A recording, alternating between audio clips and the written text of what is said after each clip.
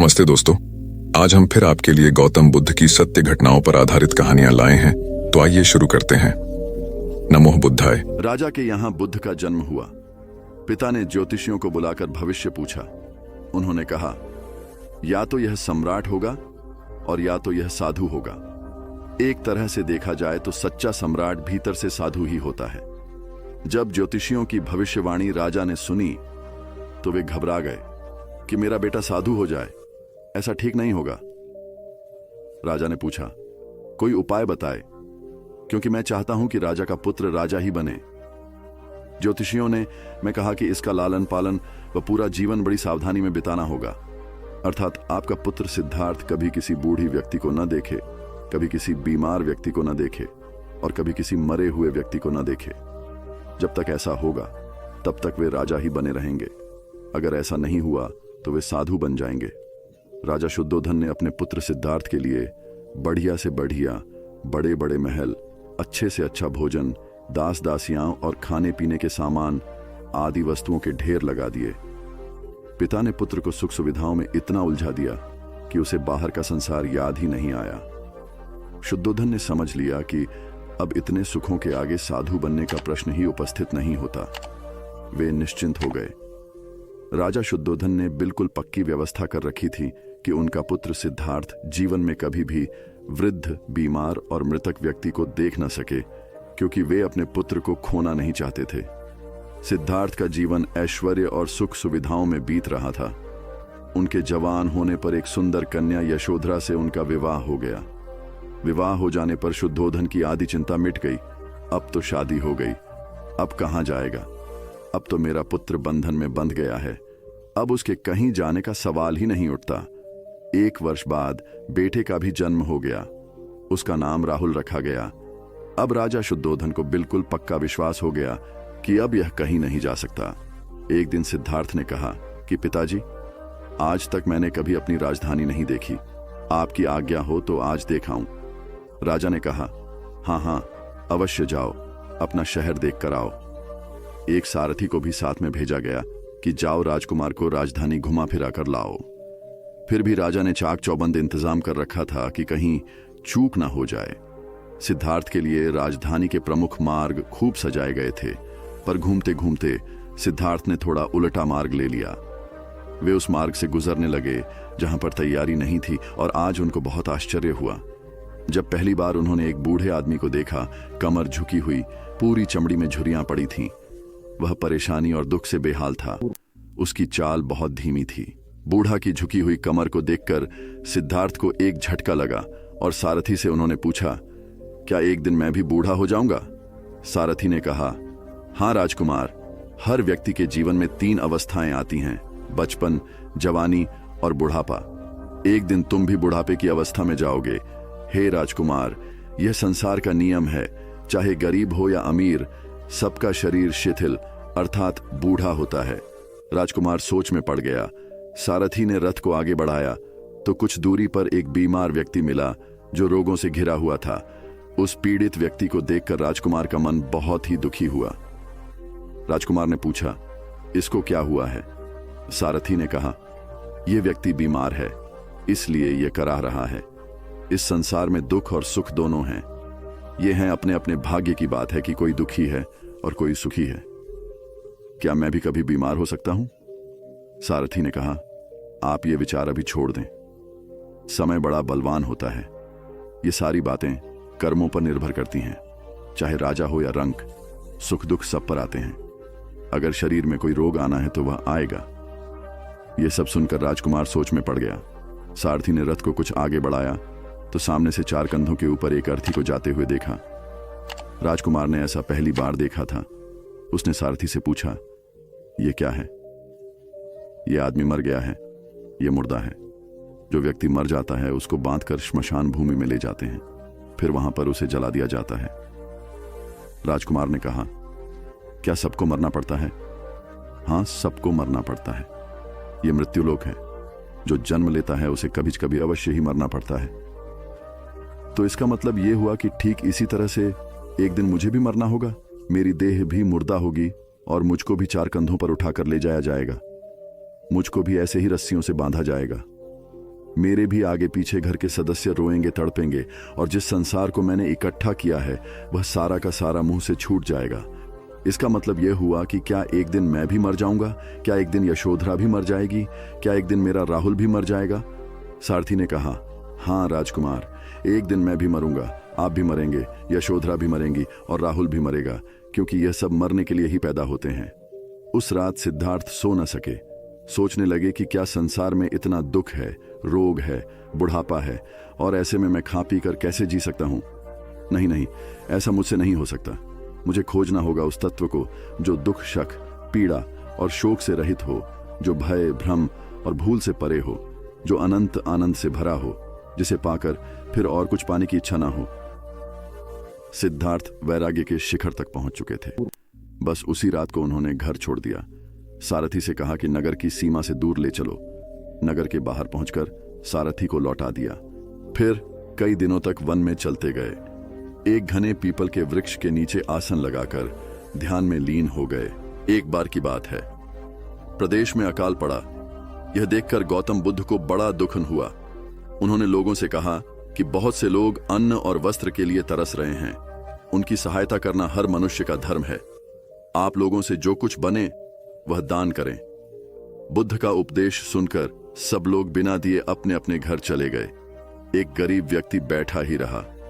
उसने सोचा कि मेरे पास तो ये वस्त्र हैं, अगर मैं इन्हें उतार कर दे दूंगा तो नंगा हो जाऊंगा।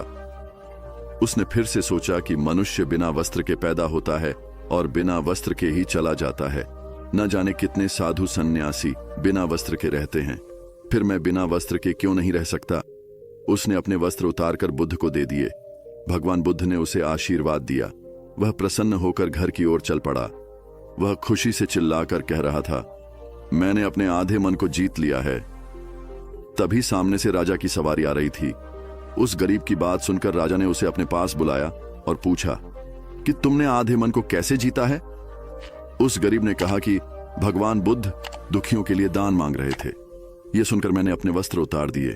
पहले तो मेरे मन ने इनकार किया, फिर मैंने उसे समझाया कि मनुष्य बिना वस्त्र के पैदा होता है और मृत्यु होने पर साथ में कुछ भी नहीं जाता। राजा उसकी बात से बड़ा प्रसन्न हुआ। उसने मोतियों का हार और कीमती वस्त्र उसे दिए। उसने वह सब ले जाकर भगवान बुद्ध के चरणों में रख दिए। बुद्ध ने उसे हृदय से लगाते हुए कहा, जो दूसरों के लिए अपना ने सब कुछ दे देता है, उसकी बराबरी कोई नहीं कर सकता।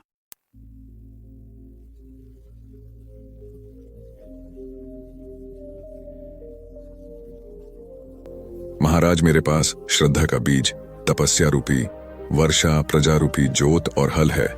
पाप भीरुता का दंड है, विचार रूपी रस्सी है, स्मृति और जागरूकता रूपी हल की फाल और पेनी है। मैं वचन और कर्म में संयत रहता हूँ। मैं अपनी इस खेती को बेकार घास से मुक्त रखता हूँ और आनंद की फसल काट लेने तक प्रयत्नशील रहने वाला हूँ। अप्रमाद मेरा बैल है, जो बाधाएं देखकर भी पीछे मुंह नहीं मोड़ता है। वह मुझे सीधा शांति धाम तक ले जाता है। इस प्रकार मैं अमृत की खेती करता हूँ। एक बार बुद्ध से मल्लुक्य पुत्र ने पूछा, भगवान, आपने आज तक यह नहीं बताया कि मृत्यु के उपरांत क्या होता है। उसकी बात सुनकर बुद्ध मुस्कुराए। फिर उन्होंने उससे पूछा, पहले मेरी एक बात का जवाब दो। अगर कोई व्यक्ति कहीं जा रहा हो और अचानक कहीं से आकर उसके शरीर में एक विषबुझा बाण घुस जाए तो उसे क्या करना चाहिए? पहले शरीर में घुसे बाण को हटाना ठीक रहेगा या फिर देखना कि बाण किधर से आया है और किसे लक्ष्य कर मारा गया है? मल्लु के पुत्र ने कहा, पहले तो शरीर में घुसे बाण को तुरंत निकालना चाहिए, अन्यथा विष पूरे शरीर में फैल जाएगा। बुद्ध ने कहा, बिल्कुल ठीक कहा तुमने। अब यह बताओ कि पहले इस जीवन के दुखों के निवारण का उपाय किया जाए या मृत्यु की बाद की बातों के बारे में सोचा जाए? मल्लु के पुत्र अब समझ चुका था और उसकी जिज्ञासा शांत हो गई। एक दिन एक व्यक्ति बुद्ध के पास पहुंचा। वह बहुत अधिक तनाव में था। अनेक प्रश्न उसके दिमाग में घूम घूम कर उसे परेशान कर रहे थे, जैसे आत्मा क्या है, आदमी मृत्यु के बाद कहां जाता है, सृष्टि का निर्माता कौन है, स्वर्ग नरक की अवधारणा कहां तक सच है और ईश्वर है या नहीं। उसे इन प्रश्नों के उत्तर नहीं मिल रहे थे। जब वह बुद्ध के पास पहुंचा तो उसने देखा कि बुद्ध को कई लोग घेर कर बैठे हैं। बुद्ध उन सभी के प्रश्नों व जिज्ञासाओं का समाधान अत्यंत सहज भाव से कर रहे हैं। काफी देर तक यह क्रम चलता रहा, किंतु बुद्ध धैर्यपूर्वक हर एक को संतुष्ट करते रहे। बेचारा व्यक्ति वहां का हाल देखकर परेशान हो गया। उसने सोचा कि इन्हें दुनियादारी के मामलों में पड़ने से क्या लाभ, अपना भगवत भजन करें और बुनियादी समस्याओं से ग्रस्त इन लोगों को भगाए। किंतु बुद्ध का व्यवहार देखकर तो ऐसा लग रहा था मानो इन लोगों का दुख उनका अपना दुख है। आखिर उस व्यक्ति ने पूछ ही लिया, महाराज, आपको इन सांसारिक बातों से क्या लेना देना? बुद्ध बोले, मैं ज्ञानी नहीं हूं और इंसान हूं। वैसे भी वह ज्ञान किस काम का जो इतना घमंडी और आत्मकेंद्रित हो कि अपने अतिरिक्त दूसरे की चिंता ही न कर सके। ऐसा ज्ञान तो अज्ञान से भी बुरा है। बुद्ध की बातें सुनकर व्यक्ति की उलझन दूर हो गई। उस दिन से उसकी सोच व आचरण दोनों बदल गए। कथा का सार यह है कि ज्ञान तभी सार्थक होता है जब वह लोक कल्याण में संलग्न हो। महात्मा बुद्ध एक गांव में ठहरे हुए थे। वे प्रतिदिन शाम को वहां पर सत्संग करते थे। भक्तों की भीड़ होती थी क्योंकि उनके प्रवचनों से जीवन को सही दिशा बोध प्राप्त होता था। बुद्ध की वाणी में गजब का जादू था। उनके शब्द श्रोता के दिल में उतर जाते थे। एक युवक प्रतिदिन बुद्ध का प्रवचन सुनता था। एक दिन जब प्रवचन समाप्त हो गए तो वह बुद्ध के पास गया और बोला, महाराज, मैं काफी दिनों से आपके प्रवचन सुन रहा हूं, किंतु यहां से जाने के बाद मैं अपने गृहस्थ जीवन में वैसा सदाचरण नहीं कर पाता जैसा यहां से सुनकर जाता हूं। इससे सत्संग के महत्व पर शंका भी होने लगती है। बताइए, मैं क्या करूं? बुद्ध ने युवक को बांस की एक टोकरी देते हुए उसमें पानी भरकर लाने के लिए कहा। युवक टोकरी में जल भरने में असफल रहा। बुद्ध ने यह कार्य निरंतर जारी रखने के लिए कहा। युवक प्रतिदिन टोकरी में जल भरने का प्रयास करता, किंतु सफल नहीं हो पाता। कुछ दिनों बाद बुद्ध ने उससे पूछा, इतने दिनों से टोकरी में लगातार जल डालने से क्या टोकरी में कोई फर्क नजर आया? युवक बोला, एक फर्क जरूर नजर आया है। पहले टोकरी के साथ मिट्टी जमा होती थी, अब वह साफ दिखाई देती है। कोई गंदगी नहीं दिखाई देती है और इसके छेद पहले जितने बड़े नहीं रह गए, वे बहुत छोटे हो गए हैं। तब बुद्ध ने उसे समझाया, यदि इसी तरह उसे पानी में निरंतर डालते रहोगे तो कुछ ही दिनों में ये छेद फूल कर बंद हो जाएंगे और टोकरी में पानी भर पाओगे। इसी प्रकार जो निरंतर सत्संग करते हैं उनका मन एक दिन अवश्य निर्मल हो जाता है। अवगुणों के छिद्र भरने लगते हैं और गुणों का जल भरने लगता है। युवक ने बुद्ध से अपनी समस्या का समाधान पा लिया। निरंतर सत्संग से दुर्जन भी सज्जन हो जाते हैं, क्योंकि महापुरुषों की पवित्र वाणी उनके मानसिक विकारों को दूर कर उनमें सद्विचारों का आलोक प्रसारित कर देती है। एक आदमी को बुद्ध ने सुझाव दिया कि दूर से पानी लाते हो, क्यों नहीं अपने घर के पास एक कुआं खोद लेते? हमेशा के लिए पानी की समस्या से छुटकारा मिल जाएगा।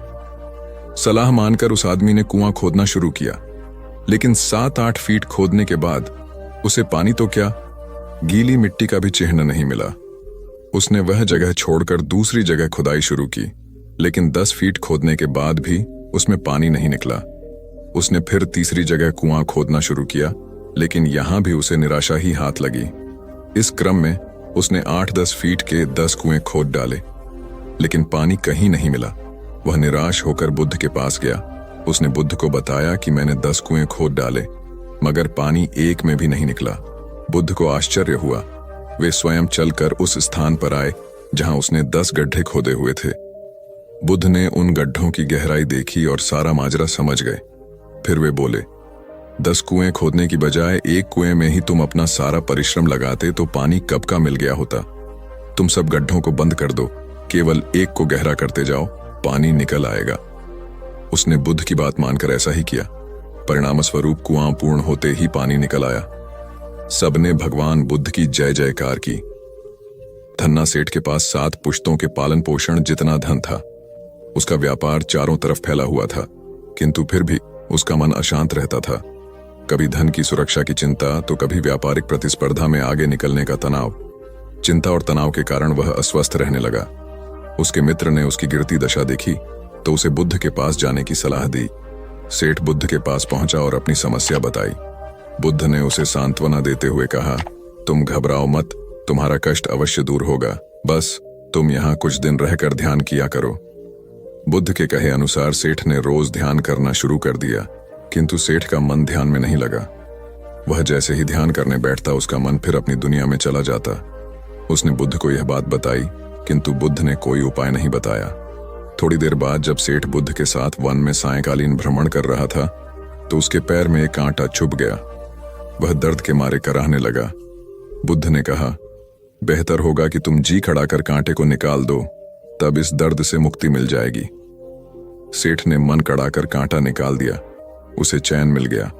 तब बुद्ध ने उसे समझाया, ऐसे ही लोभ, मोह, क्रोध, घमंड व द्वेष के कांटे तुम्हारे मन में गड़े हैं। जब तक अपने मन की संकल्प शक्ति से उन्हें नहीं निकालोगे, अशांत ही रहोगे। सेठ का अज्ञान बुद्ध के इन शब्दों से दूर हो गया और उसने निर्मल हृदय की राह पकड़ ली। अपनी कुप्रवृत्तियों से मुक्ति के लिए संकल्पबद्धता अनिवार्य है। जब तक व्यक्ति दृढ़ निश्चय न कर ले, वह अपनी गलत आदतों से मुक्त नहीं हो सकता। एक युवक ने बुद्ध से आकर कहा, मेरा गांव अशिक्षित है। मैं अपने परिवार से झगड़कर थोड़ा बहुत पढ़ पाया हूं।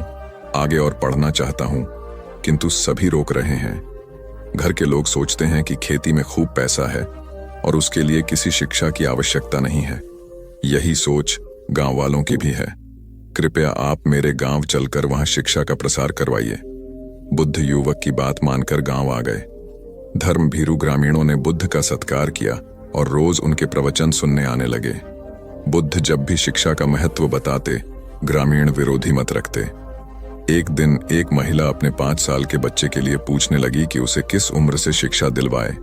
तब बुद्ध ने समझाया कि तुम्हें तो 5 वर्ष पूर्व उसकी शिक्षा शुरू कर देनी थी। उसे क्या खाना है, क्या नहीं, कैसे क्या बोलना है आदि बातें शुरू से सिखाओगी, तभी तो वह अपना उचित ख्याल रख सकेगा। बुद्ध की यह बात महिला सहित सभी ग्रामीणों को समझ में आ गई। उन्होंने अपने बच्चों को विद्यालय भेजना शुरू किया। यह समय वर्षा का था। युवक ने लोगों को जल संग्रहण की तकनीक बताई। अधिकांश ने उपहास किया, किंतु युवक अपना काम करता रहा। बुद्ध का सहयोग प्राप्त था, इसलिए किसी ने उसका खुलकर विरोध नहीं किया। जब गर्मी में भीषण जल संकट के कारण फसलें सूखने लगीं, तो युवक ने कुएं खुदवाए, जिनमें जल संग्रहण की तकनीक के कारण खूब पानी निकला। ग्रामीण अब शिक्षा का महत्व समझ चुके थे। धीरे धीरे संपूर्ण गांव शिक्षित हो गया। ज्ञान हर उम्र में अर्जित किया जा सकता है। यही ज्ञान हमें जीवन में आने वाली समस्याओं के समाधान की राह सुझाता है। आम्रपाली बौद्ध काल में वैशाली के वृज्जसंघ की इतिहास प्रसिद्ध लिच्छवी राजनृत्यांगना थी। इनका एक नाम अम्बपाली या अम्बपालिका भी है। आम्रपाली अत्यंत सुंदर थी और कहते हैं जो भी उसे एक बार देख लेता वह उस पर मुग्ध हो जाता था। अजातशत्रु उसके प्रेमियों में था और उस समय के उपलब्ध साहित्य में अजातशत्रु के पिता बिंबसार को भी गुप्त रूप से उसका प्रणयार्थी बताया गया है। आम्रपाली को लेकर भारतीय भाषाओं में बहुत से काव्य, नाटक और उपन्यास लिखे गए हैं। एक बार की बात है, महात्मा बुद्ध अपने शिष्यों के साथ घूमते हुए वैशाली नगरी में पहुंचे। वैशाली को उस समय 16 महाजनपदों में एक महत्वपूर्ण जनपद माना जाता था, जिसकी ख्याति दूर दूर तक फैली हुई थी। यह नगरी परम वैभवशाली और हर तरफ से संपन्न थी। महात्मा बुद्ध के आने की बात पूरे नगर में फैलते देर न लगी। जिसे जब पता चलता वह तभी उनसे मिलने पहुंच जाता और उनके उपदेश सुनकर खुद को भाग्यशाली समझता। बुद्ध का चरित्र ही ऐसा प्रभावशाली था कि उनसे प्रभावित हुए बिना कोई नहीं रह सका। उस नगर की गणिका और राजनर्तकी आम्रपाली भी बुद्ध से मिलने की इच्छुक थी। वह खुद महात्मा बुद्ध के पास चलकर आई और उन्हें अपने घर भोजन के लिए आमंत्रित किया। उसने इतने सरल और प्रेम भाव से बुद्ध से विनती की कि बुद्ध मना नहीं कर सके। जब यह बात उनके शिष्यों को पता चला कि महात्मा बुद्ध ने एक गणिका का आमंत्रण स्वीकार किया है, तो सबने इसका विरोध किया। महात्मा बुद्ध ने बड़ी सरलता से अपने शिष्यों से कहा, मैंने तो उसकी प्रेम भावना देखी। उसने जिस भावना से मुझे बुलाया है वह बिल्कुल पवित्र और निश्चल था। वह आज मुझसे मिलने एक गणिका बनकर नहीं बल्कि एक भक्ति भाव से आई थी। फिर भला मैं कैसे उसका आमंत्रण स्वीकार न करता, वह चाहे एक वेश्या हो या फिर कोई सन्यासी। यथा समय बुद्ध आम्रपाली के घर भोजन के लिए गए। वह पहले से ही भोजन की सारी व्यवस्था करके भगवान बुद्ध के आने की राह देख रही थी। मन में यह विचार भी आ रहा था कि कहीं बुद्ध अपनी बात से मुकर न जाए। इतने बड़े सन्यासी भला क्यों एक वेश्या के बुलाने पर उसके घर आकर भोजन करेंगे। परंतु जैसे ही आम्रपाली ने बुद्ध को अपने घर आते देखा, उसकी प्रसन्नता का ठिकाना न रहा। वह दौड़कर दरवाजे पर गई और उनका स्वागत किया, खुद अपने हाथों से भोजन परोसा और उनकी अवगत की। महात्मा बुद्ध के शिष्यों ने जो उनके साथ आए थे, जब एक वेश्या को, जिसके कदमों में खुद सम्राट बिंबिसार से लेकर अजातशत्रु थे, पूरी वैशाली जिसके एक झलक पाने के लिए तरसती थी, उसे एक सन्यासी के लिए ऐसा व्यवहार करते देख बुद्ध के शिष्यों के मन में अपने गुरु के लिए सम्मान और ज्यादा बढ़ गया। आम्रपाली ने महात्मा बुद्ध के व्यक्तित्व के बारे में जैसा सुना था, उनसे मिलने के बाद वह उनसे उससे ज्यादा प्रभावित हुई और उसी समय वह बुद्ध की शरण में चली गई। अपनी सारी संपत्ति वह बौद्ध मठ के नाम करके आजीवन भिक्षुणी बन गई। बहुत पुरानी बात है। गौतम बुद्ध एक शहर में प्रवास कर रहे थे। उनके कुछ शिष्य भी उनके साथ थे। उनके शिष्य एक दिन शहर में घूमने निकले तो उस शहर के लोगों ने उन्हें बहुत बुरा भला कहा। शिष्यों को बहुत बुरा लगा और वे वापस लौट गए। गौतम बुद्ध ने जब देखा कि उनके सभी शिष्य बहुत क्रोध में दिख रहे हैं तो उन्होंने पूछा, क्या बात है, आप सभी इतने तनाव में क्यों दिख रहे हैं? तभी एक शिष्य क्रोध में बोला, हमें यहां से तुरंत प्रस्थान करना चाहिए। जब हम बाहर शहर में घूमने गए तो यहाँ के लोगों ने बिना वजह हमें बहुत बुरा भला कहा। जहां हमारा सम्मान न हो वहां हमें एक पल भी नहीं रहना चाहिए। यहाँ के लोग सिर्फ दुर्व्यवहार के सिवा कुछ जानते ही नहीं हैं। गौतम बुद्ध ने मुस्कुराकर कहा, क्या किसी और जगह पर तुम सद्व्यवहार की अपेक्षा रखते हो? दूसरा शिष्य बोला, इस शहर से तो भले लोग ही होंगे। तब गौतम बुद्ध बोले, किसी जगह को सिर्फ इसलिए छोड़ देना गलत होगा कि वहां के लोग दुर्व्यवहार करते हैं। हम तो संत हैं, हमें तो कुछ ऐसा करना चाहिए कि जिस स्थान पर भी जाएं, उस स्थान को तब तक न छोड़े जब तक अपनी अच्छाइयों से वहां के लोगों को सुधार न दें। हम जिस भी स्थान पर जाएं, वहां के लोगों का कुछ न कुछ भला करके ही वापस लौटें। हमारे अच्छे व्यवहार के बाद वह कब तक बुरा व्यवहार करेंगे? आखिर में उन्हें सुधरना ही होगा। वास्तविकता में संतों का कार्य तो ऐसे लोगों को सुधारना ही होता है। सही चुनौती वो है जब हम विपरीत परिस्थितियों में खुद को साबित कर सकें। ये सभी बातें सुनकर बुद्ध के प्रिय शिष्य आनंद ने प्रश्न किया, उत्तम व्यक्ति किसे कहते हैं? इस पर बुद्ध ने जवाब दिया, जिस प्रकार युद्ध में बढ़ता हुआ हाथी चारों तरफ के तीर सहते हुए भी आगे बढ़ता जाता है, ठीक उसी तरह उत्तम व्यक्ति भी दूसरों के अपशब्दों को सहते हुए अपना कार्य करता रहता है। खुद को वश में करने वाले प्राणी से उत्तम कोई और नहीं हो सकता। गौतम बुद्ध की बात शिष्यों को अच्छी तरह से समझ में आ गई और उन्होंने वहां से जाने का इरादा त्याग दिया। एक बार गौतम बुद्ध से अभय राजकुमार ने प्रश्न किया कि क्या श्रमण गौतम कभी कठोर वचन कहते हैं? उसने सोच रखा था कि नहीं कहने पर वह बताएगा कि एक बार उन्होंने देवदत्त को नरकगामी कहा था, और यदि हां कहे तो उसने पूछा, जा सकता है कि जब आप कठोर शब्दों का प्रयोग करने से स्वयं को रोक नहीं पाते, तब दूसरों को ऐसा उपदेश कैसे देते हैं? बुद्ध ने अभय के प्रश्न का आशय जान लिया। उन्होंने कहा, इसका उत्तर न तो हाँ में दिया जा सकता है और न नहीं में। अभय की गोद में उस समय एक छोटा बालक था। उसकी ओर इशारा करते हुए बुद्ध ने पूछा, राजकुमार, यदि दाई के अनजाने में यह बालक अपने मुख में कांट का टुकड़ा डाल ले, तब तुम क्या करोगे? मैं उसे निकालने का प्रयास करूंगा। यदि वह आसानी से ना निकल सकता हो तो बाएं हाथ से उसका सिर पकड़कर दाहिने हाथ की उंगली को टेढ़ा करके उसे निकालूंगा। यदि खून निकलने लगे तो भी मेरा यही प्रयास रहेगा कि वह कांट का टुकड़ा किसी न किसी तरह बाहर निकल आए। ऐसा क्यों? इसलिए कि भंते, इसके प्रति मेरे मन में अनुकंपा है। राजकुमार, ठीक इसी तरह तथागत जिस वचन के बारे में जानते हैं कि यह मिथ्या या अनर्थकारी है और उससे दूसरों के हृदय को ठेस पहुंचती है, तब उसका वे कभी उच्चारण नहीं करते। पर इसी तरह जो वचन उन्हें सत्य और हितकारी प्रतीत होते हैं तथा दूसरों को प्रिय लगते हैं, उनका वे सदैव उच्चारण करते हैं। इसका कारण यही है कि तथागत के मन में सभी प्राणियों के प्रति अनुकंपा है। एक बार वैशाली के बाहर जाते धम्म प्रचार के लिए जाते हुए गौतम बुद्ध ने देखा कि कुछ सैनिक तेजी से भागती हुई एक लड़की का पीछा कर रहे हैं। वह डरी हुई लड़की एक कुएं के पास जाकर खड़ी हो गई। वह हाँफ रही थी और प्यासी भी थी। बुद्ध ने उस बालिका को अपने पास बुलाया और कहा कि वह उनके लिए कुएं से पानी निकाले, स्वयं भी पिए और उन्हें भी पिलाए। इतनी देर में सैनिक भी वहां पहुंच गए। बुद्ध ने उन सैनिकों को हाथ के संकेत से रुकने को कहा। उनकी बात पर वह कन्या कुछ झेंपती हुई बोली, महाराज, मैं एक अछूत कन्या हूं। मेरे कुएं से पानी निकालने पर जल दूषित हो जाएगा। बुद्ध ने उससे फिर कहा, पुत्री, बहुत जोर की प्यास लगी है, पहले तुम पानी पिलाओ। इतने में वैशाली नरेश भी वहां आ पहुंचे। उन्हें बुद्ध को नमन किया और सोने के बर्तन में केवड़े और गुलाब का सुगंधित पानी पेश किया। बुद्ध ने उसे लेने से इनकार कर दिया। बुद्ध ने एक बार फिर बालिका से अपनी बात कही। इस बार बालिका ने साहस बटोरकर कुएं से पानी निकलकर स्वयं भी पिया और गौतम बुद्ध को भी पिलाया। पानी पीने के बाद बुद्ध ने बालिका से भय का कारण पूछा।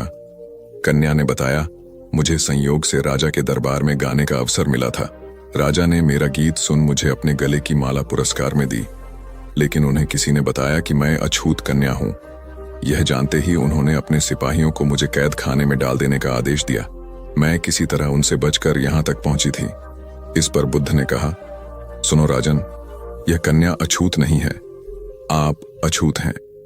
जिस बालिका के मधुर कंठ से निकले गीत का आपने आनंद उठाया, उसे पुरस्कार दिया, वह अछूत हो ही नहीं सकती। गौतम बुद्ध के सामने वह राजा लज्जित ही हो सकते थे।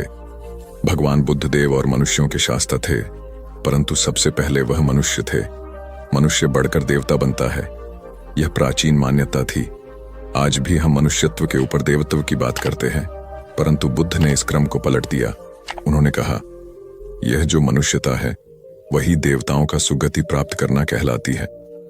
देवता जब सुगति प्राप्त करता है तब वह मनुष्य बनता है। देवताओं में विलास है, राग, द्वेष, ईर्ष्या और मोह भी वहां है। निर्वाण की साधना वहां नहीं हो सकती। इसके लिए देवताओं को मनुष्य बनना पड़ता है। मनुष्यों में ही देव पुरुष का आविर्भाव होता है, जिनको देवता नमस्कार करते हैं। मानवता धर्म का उपदेश देने वाले बुद्ध स्वयं मानवता के जीते जागते रूप थे। यहां उनके जीवन से संबंधित कुछ प्रसंग दिए जाते हैं, जिनसे उनके व्यक्तित्व में बैठी हुई गहरी मानवता का दर्शन होता है। भगवान का परिनिर्वाण होने वाला है। रात का पिछला पहर है। भिक्षु उनकी शैया को घेरे बैठे हैं। बुद्ध उन्हें उपदेश दे रहे हैं, कह रहे हैं, भिक्षुओं, बुद्ध, धर्म और संघ के विषय में कुछ शंका हो तो पूछ लो। पीछे मलाल मत करना कि भगवान हमारे सामने थे, पर हम उनसे कुछ पूछ ना सके। कोई शिष्य नहीं बोलता। भगवान 3 बार कहते हैं, पर कोई भिक्षु कुछ पूछने को नहीं उठता। भगवान को शंका होती है कि कहीं वे उनके गौरव का विचार करके पूछने में संकोच तो नहीं कर रहे। इसलिए वह कहते हैं, शायद भिक्षुओं, तुम मेरे गौरव के कारण नहीं पूछ रहे। जैसे मित्र मित्र से पूछता है, वैसे तुम मुझसे पूछो। बुद्ध अपने शिष्यों की समान भूमिका पर आ जाते हैं। उनकी यह विनम्रता मनुष्य धर्म की आधार भूमि है। बुद्ध ने अपने को भिक्षुओं का कल्याण मित्र कहा है, जो उनकी मानवीय सहृदयता और विनम्रता को सूचित करता है। एक दूसरा दृश्य भी उसी समय का है। चंद करमार पुत्र के यहाँ बुद्ध ने अंतिम भोजन किया था। उसके बाद ही उन्हें खून गिरने की कड़ी बीमारी हो गई थी, जो उनके शरीरांत का कारण बनी। बुद्ध को उसके हृदय का बड़ा ध्यान था। भक्त उपासक को यह अफसोस हो सकता था कि उसका भोजन करके ही भगवान का शरीर छूट गया। इसलिए आखिरी सांस लेने से पहले उन्होंने आनंद को आदेश दिया, आनंद, चंद करमार पुत्र की इस चिंता को दूर करना और कहना, आयुष्मान, तूने बड़ा लाभ कमाया कि मेरे भोजन को करके तथागत परिनिर्वाण को प्राप्त हुए। जिसके हृदय में अगाध करुणा थी, वह ऐसा क्यों न कहता। जिस रात को बुद्ध का परिनिर्वाण हुआ, आधी रात के समय सुभद्र नाम का एक परिव्राजक आया। उसके मन में कुछ शंकाएं थीं।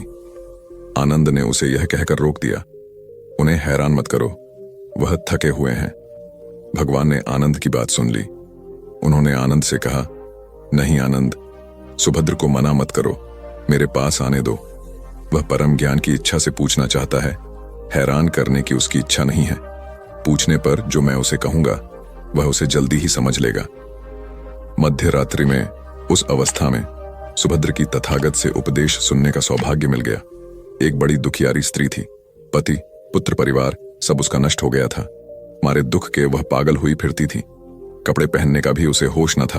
उसका नाम पटाचार था। एक दिन घूमते हुए वह बुद्ध के पास जैतवन आराम में आ गई। उस नंगी स्त्री को देखकर लोगों ने कहा, यह पागल है, इसे इधर मत आने दो। बुद्ध ने कहा, इसे मत रोको।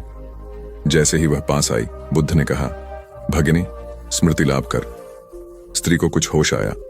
लोगों ने उस पर कपड़े डाल दिए जिन्हें उसने ओढ़ लिया। स्त्री फूट फूट कर रोने लगी। बुद्ध ने अपने उपदेशामृत से उसके शोक को दूर कर दिया। बुद्ध का एक भिक्षु शिष्य था वक्कली। वह एक बार बीमार पड़ गया।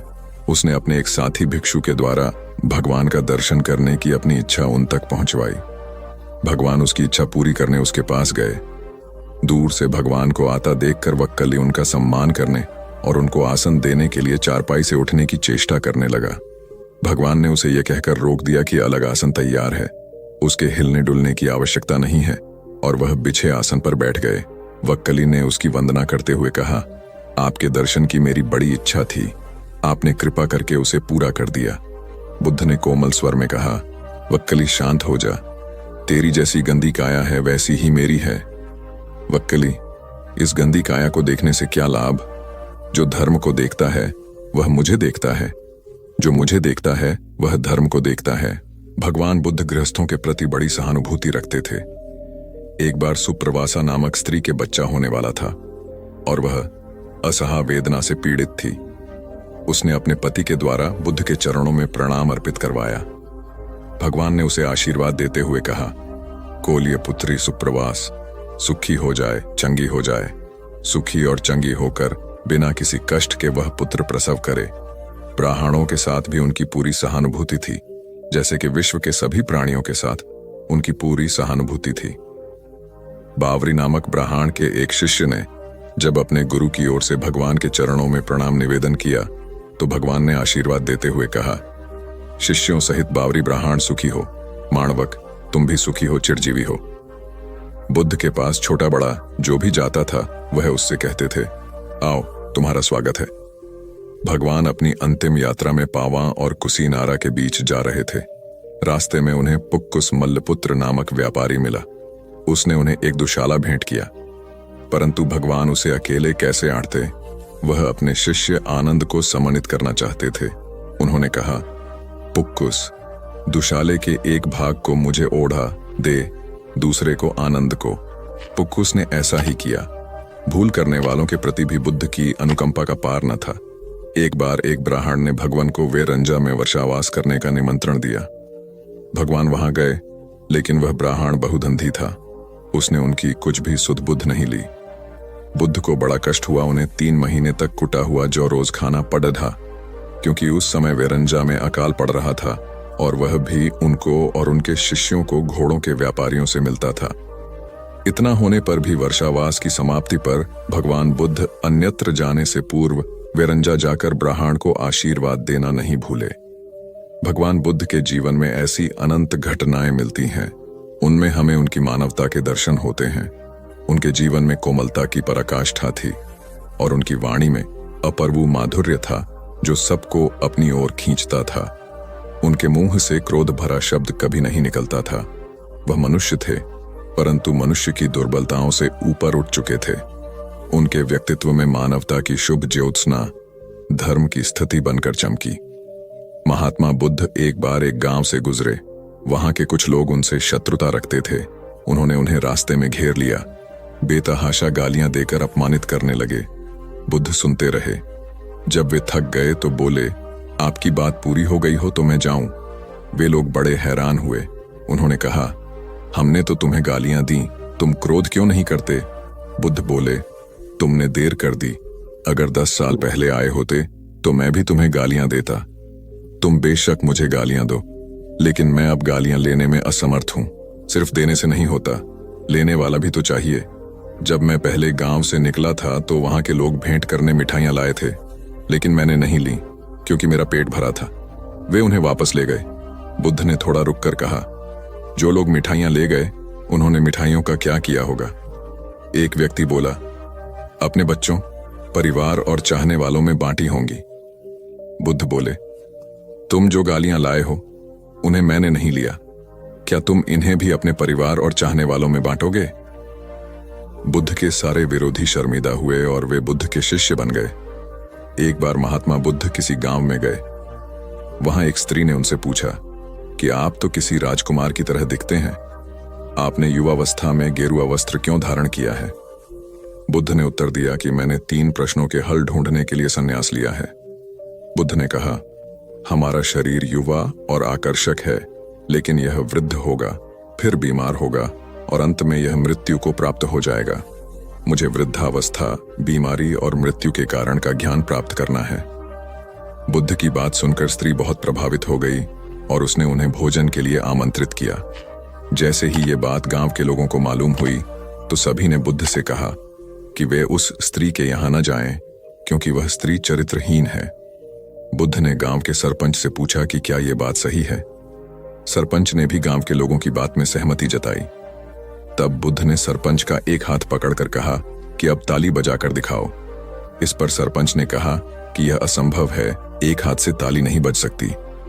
बुद्ध ने कहा कि ठीक इसी प्रकार कोई स्त्री अकेले ही चरित्रहीन नहीं हो सकती है। यदि इस गांव के पुरुष चरित्रहीन नहीं होते तो वह स्त्री भी चरित्रहीन नहीं होती। गांव के सभी पुरुष बुद्ध की ये बात सुनकर शर्मिंदा हो गए। भगवान गौतम बुद्ध अपने शिष्यों को किसी न किसी माध्यम से शिक्षा देते रहते थे। एक बार महात्मा बुद्ध जब अपने शिष्यों को शिक्षा दे रहे थे तो उन्होंने हाथ में एक रस्सी पकड़कर उसमें बहुत सी गांठें दी।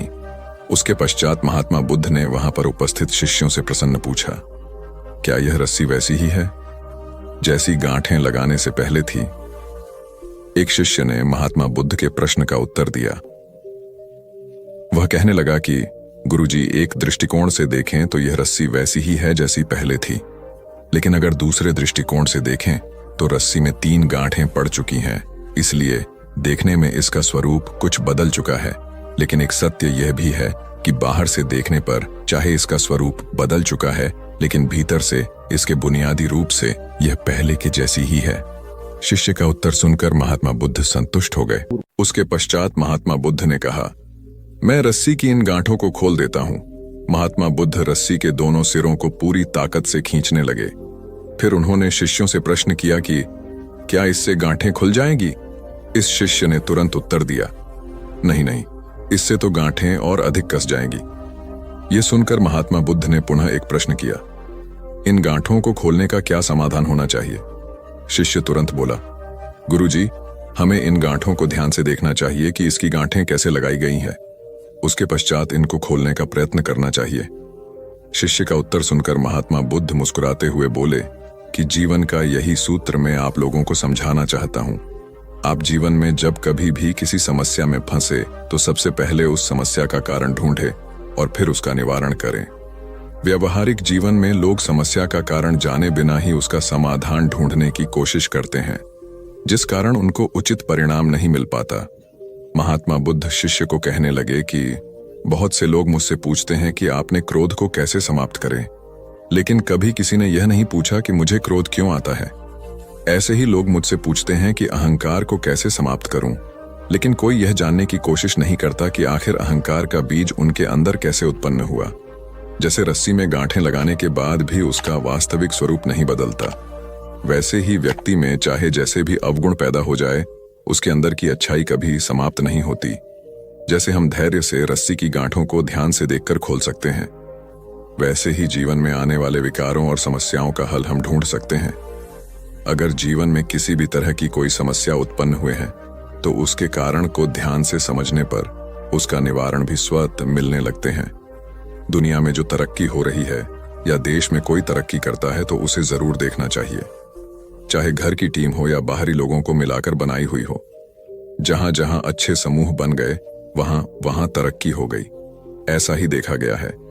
आपके आसपास जितने लोग तरक्की पसंद हैं वो मिलकर ही काम करते होंगे, उनका टीम वर्क अच्छा होगा। एक परिवार था, वो गरीब था, खाने को कुछ नहीं था। काफी सोचा कि काम मिले, मगर काम नहीं मिला। 2 बच्चे थे, बीबी थी। एक दिन उन्हें विचार आया कि इस गांव में काम मिलना मुश्किल है, चलो कहीं और चलते हैं। इस इरादे से वे एक दिन गांव छोड़कर चल दिए। रात का समय था, रास्ता भी जंगली था। सोचा वृक्ष के नीचे रात गुजारी जाए। आदमी ने अपने एक लड़के को लकड़ी चुनने तथा दूसरे को पानी लाने के लिए भेज दिया तथा बीवी को चूल्हा बनाने के लिए कहा और उसने जगह साफ कर दी। चारों ने अपने अपने काम कर लिए। चूल्हा जलाया गया, पानी गर्म होने लग गया। वृक्ष के ऊपर हंस रहता था। वो सोचने लगा, ये कैसा मूर्ख है, इन्होंने चूल्हा तो जला दिया मगर इनके पास पकाने को तो है ही नहीं कुछ भी। हंस ने उनसे पूछा, तुम्हारे पास पकाने को क्या है? वो आदमी बोला, तुझे मार के खाएंगे। हंस बोला, मुझे क्यों मारोगे? आदमी बोला, हमारे पास न पैसा है और न ही सामान, तो क्या करें? हंस सोच में पड़ गया। इन्होंने चूल्हा भी जला लिया है, सब कर्मशील हैं, मुझे तो ये खा ही जाएंगे। तो हंस बोला, अगर मैं आपको धन दे दूं तो मुझे छोड़ दोगे? घर का स्वामी बोला, हाँ छोड़ देंगे। हंस कहने लगा, मेरे साथ चलो, मैं तुम्हें धन देता हूं। हंस उनको थोड़ी दूर ले गया और चोंच से इशारा किया और कहा कि यहां से निकाल लो।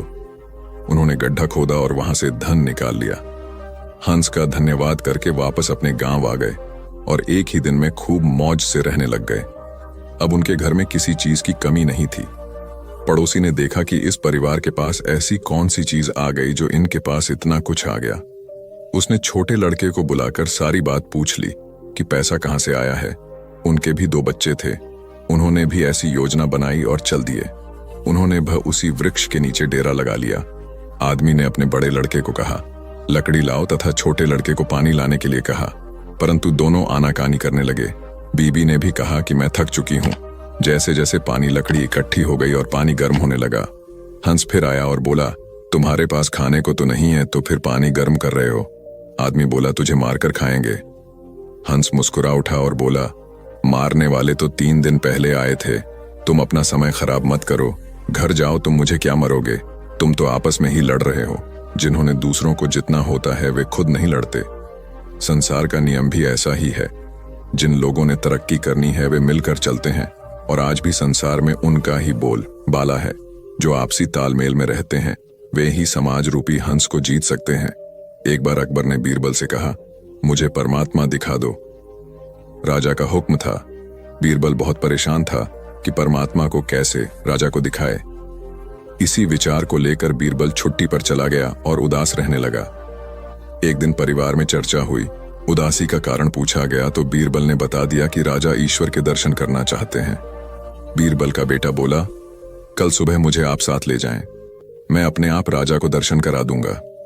दूसरे दिन सुबह बीरबल और लड़का दरबार में पहुंचे और राजा को कहा, मेरा लड़का आपके प्रश्न के उत्तर का समाधान करेगा। राजा ने सोचा, यह लड़का क्या समाधान करेगा? लड़का बोला, इस वक्त मैं आपका गुरु हूं, मुझे उचित स्थान दिया जाए। राजा ने सोचा, बात तो ठीक कह रहा है, मैंने तो प्रश्न किया है, समाधान करने वाला गुरु समान होता है। राजा ने लड़के के लिए अपने साथ थोड़ा ऊंचा स्थान दिया। लड़का बोला, महाराज एक दूध का कटोरा मंगाओ। राजा ने दूध का कटोरा मंगाया। लड़का बोला, महाराज इस दूध में घी है। राजा बोला, हाँ है। लड़का बोला, पहले मुझे आप उसका दर्शन कराओ। राजा बोला, तू मूर्ख है, घी के दर्शन ऐसे थोड़े होते हैं। पहले दूध को गर्म करना पड़ता है, फिर उसकी दही जमाना पड़ता है, फिर उसको मघानी में रिड़का जाता है, फिर मक्खन निकलता है, फिर उसे गर्म गर्म कढ़ाई में डाला जाता है, फिर उसकी मैल निकाली जाती है, तब जाकर घी के दर्शन होते हैं। ऐसे ही थोड़े दर्शन होते हैं। लड़का बोला, यही उत्तर है आपके प्रश्न का। पहले इंसान को तपना पड़ता है, फिर उसको जमना पड़ता है, फिर उसको साधना करनी पड़ती है, फिर उसको ज्ञान की अग्नि में तपना होता है, फिर उस ईश्वर के दर्शन होते हैं। अकबर समझ गया और बोला, तू वाकई ही मेरा गुरु है। ईश्वर को जानने के लिए बहुत कुछ करना पड़ता है। वैसे हर आत्मा में ईश्वर का अंश है और उसी को ईश्वर का रूप समझना चाहिए, तभी सुख की प्राप्ति होती है। यह भी संसार का एक नियम है। एक बालक अभी पूरे 2 साल का भी नहीं हुआ था कि उसके पिता की मृत्यु हो गई। ऐसी कठिन परिस्थिति में उसकी मां उसे लेकर अपने मायके में रहने लगी। सभी उसे नन्हा कहकर पुकारते थे। छोटे से कद का बालक शारीरिक रूप से दुर्बल था, किंतु मानसिक रूप से अत्यंत मेधावी। उसे जो कुछ भी कहा या सिखाया जाता वह बड़े मनोयोग से उसे ग्रहण करता था। धीरे धीरे दिन बीतते गए और बालक 6 वर्ष का हो गया। एक बार वह अपने कुछ मित्रों के साथ मिलकर किसी बाग में फूल तोड़ने पहुंचा। वह बालक और उसके सभी फल तोड़ने लगे। तभी माली आ गया। उस बालक के सभी मित्र भाग गए, लेकिन वह माली की पकड़ में आ गया। माली ने उसे डंडे से पीटना शुरू किया। नन्हा मार खाता रहा और फिर धीमी आवाज में माली से बोला, मेरे पिता इस दुनिया में नहीं है, इसलिए तुम मुझे इस तरह मार रहे हो। बालक की बात सुनकर माली का हाथ रुक गया। माली शांत होकर बोला, बेटा, तुम्हारे पिता के न होने से तुम्हारी जिम्मेवारी और अधिक बढ़ जाती है कि तुम कोई गलत काम नहीं करो। यह सुनकर नन्हा बालक फूट फूट कर रो पड़ा और फिर कभी गलत काम न करने का संकल्प लिया। यही नन्हा बालक बड़ा होकर लाल बहादुर शास्त्री के नाम से विख्यात हुआ और प्रधानमंत्री के रूप में अपने गुण व व्यवहार से सर्वत्र प्रशंसा पाई। कथा का सार यह है कि माँ बाप के अमूल्य मार्गदर्शन के अभाव की स्थिति में और अधिक जिम्मेदार बनकर आत्मविकास करना चाहिए। 19वीं शताब्दी का एक प्रसंग है। मेदिनीपुर जिले के वीर सिंह नामक गांव में एक माँ अपने पुत्र के साथ रहती थी। माँ का रहन सहन अत्यंत सादा था और विचार अति उच्च। अपने पुत्र को वह सदा सुसंस्कारों की शिक्षा देती थी। पुत्र भी माँ का आज्ञाकारी था। माँ बहुत संघर्ष कर पुत्र का पालन पोषण कर रही थी। पुत्र अपनी माँ के कष्टों को देखता समझता था और इसी वजह से उसके मन में यह भावना थी कि बड़ा होकर अपनी माँ को सभी प्रकार के सुख दूं। एक दिन पुत्र ने माँ से कहा, मेरी बहुत इच्छा है कि तुम्हारे लिए कुछ गहने बनवाऊं, तुम्हारे पास एक भी गहना नहीं है। ये सुनकर माँ बोली, बेटा, मुझे बहुत दिनों से 3 प्रकार के गहनों की इच्छा है। पुत्र ने पूछा, वे कौन से गहने हैं? माँ ने उत्तर दिया, बेटा, इस गांव में स्कूल नहीं है, तुम एक अच्छा स्कूल बनवाना, एक दवाखाना खुलवाना, गरीब और अनाथ बच्चों के रहने और भोजन की व्यवस्था करवाना, यही मेरे लिए गहनों के समान होगा। माँ की बात सुनकर पुत्र रो पड़ा। वह पुत्र था पंडित ईश्वर चंद्र विद्यासागर और माँ थी भगवती देवी। वीर सिंह गांव में इस पुत्र द्वारा स्थापित किया हुआ भगवती विद्यालय आज भी उन अमूल्य गहनों की कथा सुना रहा है। कथा का सार यह है कि स्वयं की सज्जा से अधिक समाज को संवारने की कामना ही मनुष्य को मनुष्यत्व प्रदान करती है और ऐसी मनुष्यता से भरा समाज एक सुसंस्कृत राष्ट्र की परिकल्पना को साकार करता है। एक महात्मा बड़े ज्ञानी थे। वे प्रायः अपने शिष्यों को रामायण, महाभारत और गीता ग्रंथों की अच्छी बातें बताकर उन्हें आचरण में उतारने का आग्रह करते थे। प्रतिदिन संध्या को वे प्रवचन करते और श्रोताओं को इन धर्म ग्रंथों की कथाएं व दृष्टांत सुनाकर उनमें सदाचार जागृत करने का प्रयास करते थे। स्वयं महात्मा जी का आचरण भी तदनुकूल ही था। वे कंदमूल खाते, कभी किसी वस्तु की इच्छा न करते थे। धन संग्रह में उनकी कदापि रुचि नहीं थी। यदि कोई शिष्य अथवा श्रोता श्रद्धापूर्वक उन्हें कुछ भेंट करता तो वे तत्क्षण उसे किसी जरूरतमंद को दान कर देता। प्रवचन के पश्चात लोगों के प्रश्नों व जिज्ञासुओं का भी महात्मा जी समाधान करते। वे प्रायः रामायण आदि ग्रंथों से शिक्षा ग्रहण करने की बात कहते थे। एक दिन किसी व्यक्ति ने उनसे प्रश्न किया, महात्मा जी, रामायण को सही माना जाए या गलत? उन्होंने उत्तर दिया, वत्स, जब रामायण की रचना हुई थी तब मैं नहीं था। राम जी वन में विचरण कर रहे थे तब भी मेरा अता पता नहीं था, इसलिए मैं नहीं बता सकता कि रामायण सही है या गलत। मैं तो सिर्फ इतना बता सकता हूं कि इसके अध्ययन एवं इससे मिलने वाली शिक्षा से सुधर कर मैं आज इस स्थिति में हूं। चाहो तो तुम भी इसका प्रयोग कर अपना जीवन बेहतर बना सकते हो। सार यह है कि धर्म ग्रंथ व नीति ग्रंथ तर्क का विषय नहीं होते, उनमें सतोमुखी जीवन के तत्व होते हैं। अतः उनसे अपने जीवन को सार्थकता देने की शिक्षा ग्रहण करनी चाहिए, न कि उन्हें तर्क की कसौटी पर कसना चाहिए। उपन्यासकार डा क्रोनिन अत्यंत निर्धन थे। पुस्तकों की रॉयल्टी या तो प्रकाशक हड़प जाते अथवा क्रोनिन को उनके हक से कम 2 क्रोनिन बहुत सीधे थे। प्रकाशकों से लड़ाई कर अपना हक लेना उन्हें नहीं आता था। अतः गरीबी में उनका जीवन बीत रहा था। इसी गरीबी में जैसे तैसे उन्होंने चिकित्सा की पढ़ाई पूर्ण की और डॉक्टर बन गया। जब वे चिकित्सा के क्षेत्र में आए तो कुछ लोगों ने उन्हें इसके जरिए पैसा कमाने का तरीका बताया। वे लोगों की बातों में आकर मरीज से मोटी फीस वसूलने लगे। वे किसी भी निधन पर दया नहीं करता और पूरा चिकित्सा खर्च लेते। यह देखकर क्रोनिन की पत्नी बहुत दुखी हुई। वे अत्यंत दयालु थीं। पति की गरीबों के साथ यह निर्दय देख एक दिन वे बोली, हम गरीब ही ठीक थे, हमसे कम दिल में दया तो थी। उस दया को खोकर तो हम कंगाल हो गए, अब मनुष्य ही नहीं रहे। पत्नी की मर्मस्पर्शी बात सुनकर डा क्रोनिन को आत्मबोध हुआ और उन्होंने अपनी पत्नी से कहा, तुम सच कह रही हो। व्यक्ति धन से नहीं मन से धनी होता है। तुमने सही समय पर सही राह दिखाई, अन्यथा हम अमानवीयता की गहरी खाई में गिर जाते तो कभी उठ ही नहीं पाते। कथा का निहितार्थ यह है कि जब मनुष्य अपनी मानवीयता की मूल पहचान से डिगने लगता है तो सामाजिक नैतिकता तो खंडित होती ही है, वह स्वयं भी भीतर खोखला हो जाता है। क्योंकि ऐसा उनकी पवित्र संस्कारशीलता बलि चढ़ चुकने के बाद ही होता है। बौद्ध धर्म का व्यापक प्रचार प्रसार हो चुका था। अनेक बौद्ध मठ स्थापित हो चुके थे। सभी मठों में योग्य आचार्य व कुलपित की नियुक्ति की जानी थी ताकि वे बौद्ध धर्म के समुचित प्रसार में अपनी महती भूमिका निभा सकें।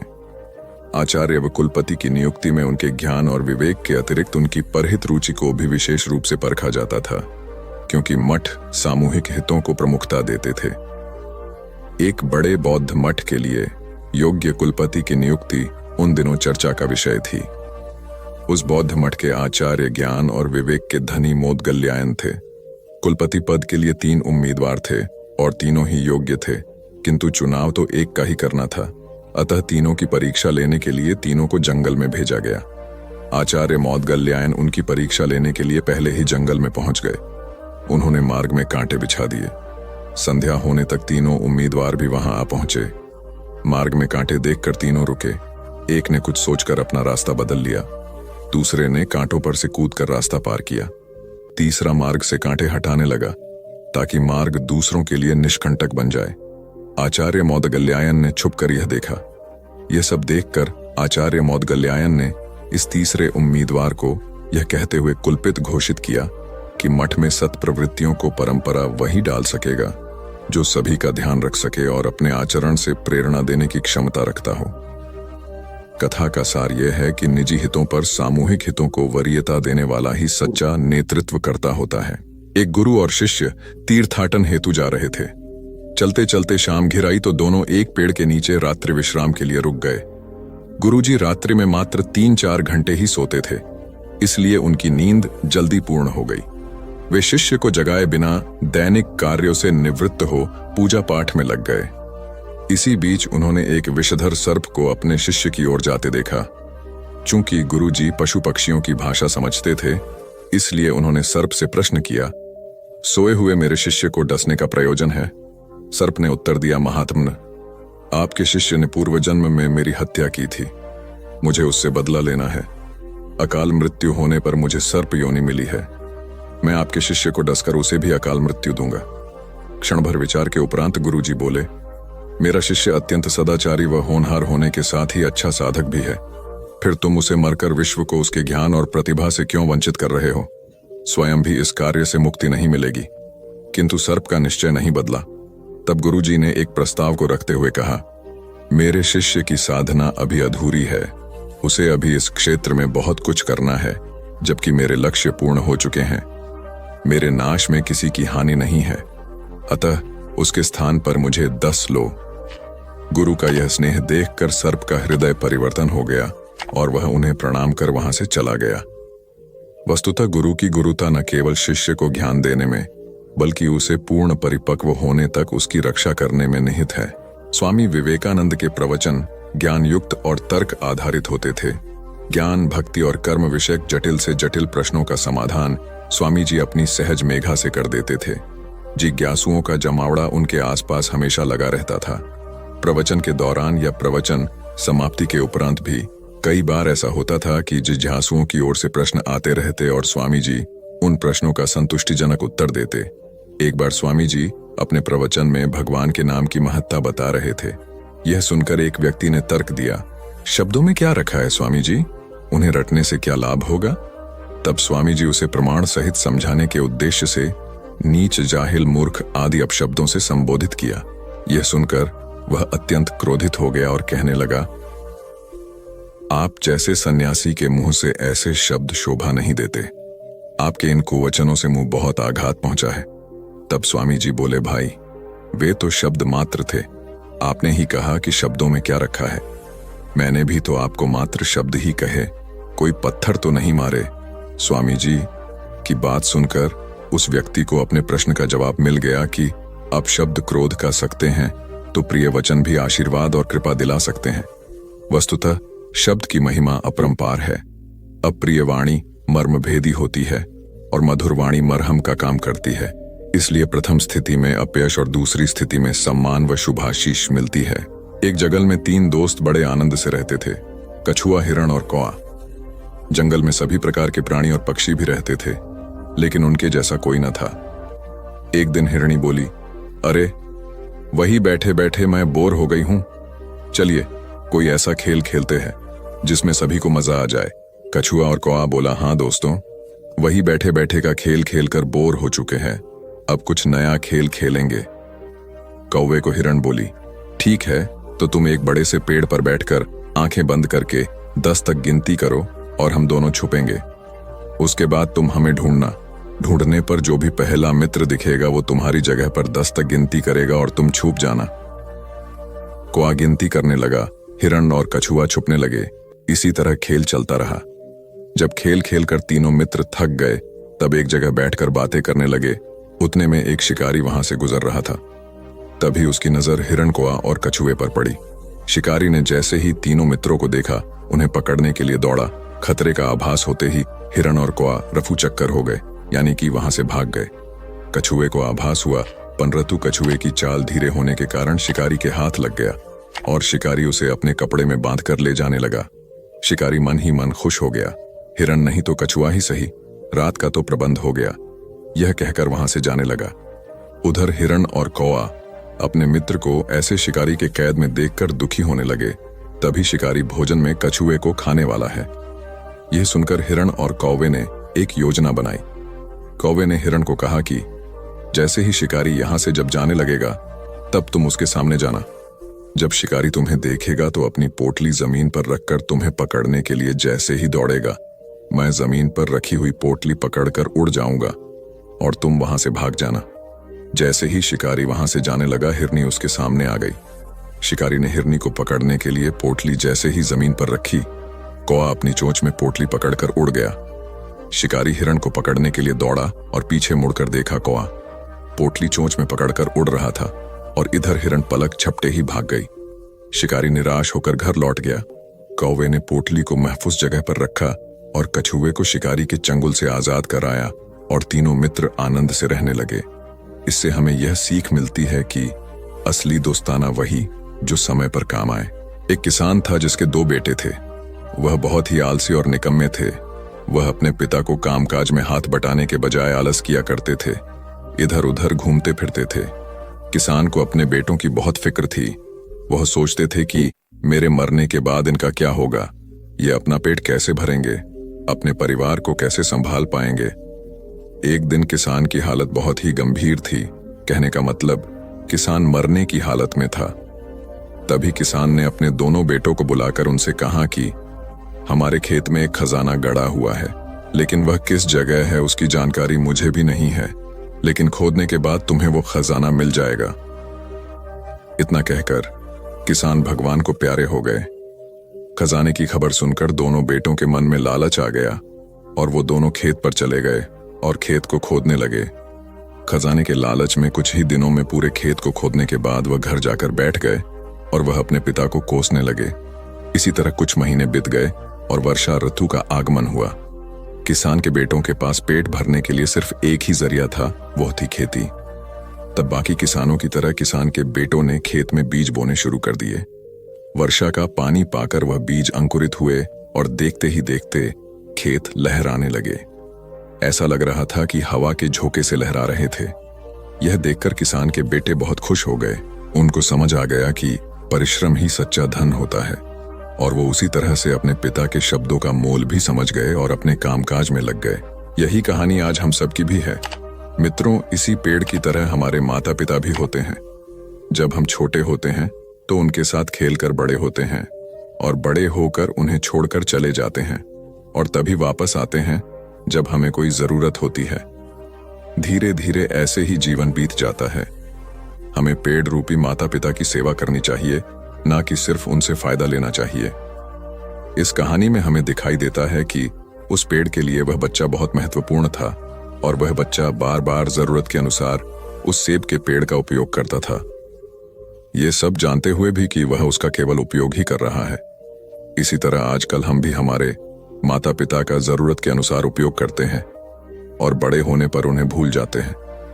हमें हमेशा हमारे माता पिता की सेवा करनी चाहिए, उनका सम्मान करना चाहिए और हमेशा, भले ही हम कितने भी व्यस्त क्यों ना हो, उनके लिए थोड़ा समय तो भी निकलते रहना चाहिए। एक समय की बात है, एक बार गौतम बुद्ध अपने शिष्यों के साथ बैठे हुए थे।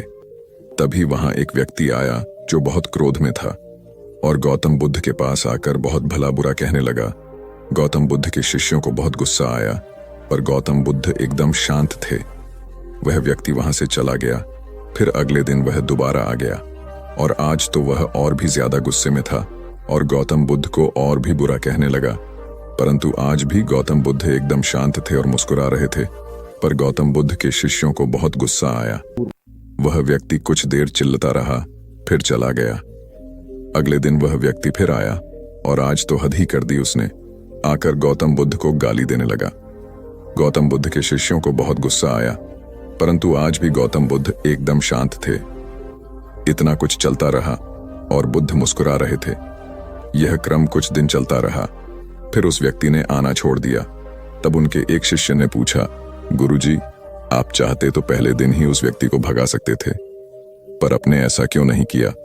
तब गौतम बुद्ध ने बड़ी नम्रता से कहा, अगर कोई व्यक्ति हमें कोई उपहार दे और हम उसे लेने से मना कर दे तो वह व्यक्ति क्या करेगा? शिष्य ने कहा, वह व्यक्ति अपना उपहार लेकर लौट जाएगा। तब गौतम बुद्ध ने कहा, मैंने भी ऐसा ही किया। उस व्यक्ति ने मुझे उपशब्द रूपी उपहार दिया, मैंने उसे लेने से मना कर दिया, मतलब उस पर कोई भी प्रतिक्रिया नहीं दी, तो व्यक्ति अपने वह अपशब्द वापस लेकर लौट गया। एक व्यक्ति की 3 साल की बेटी थी।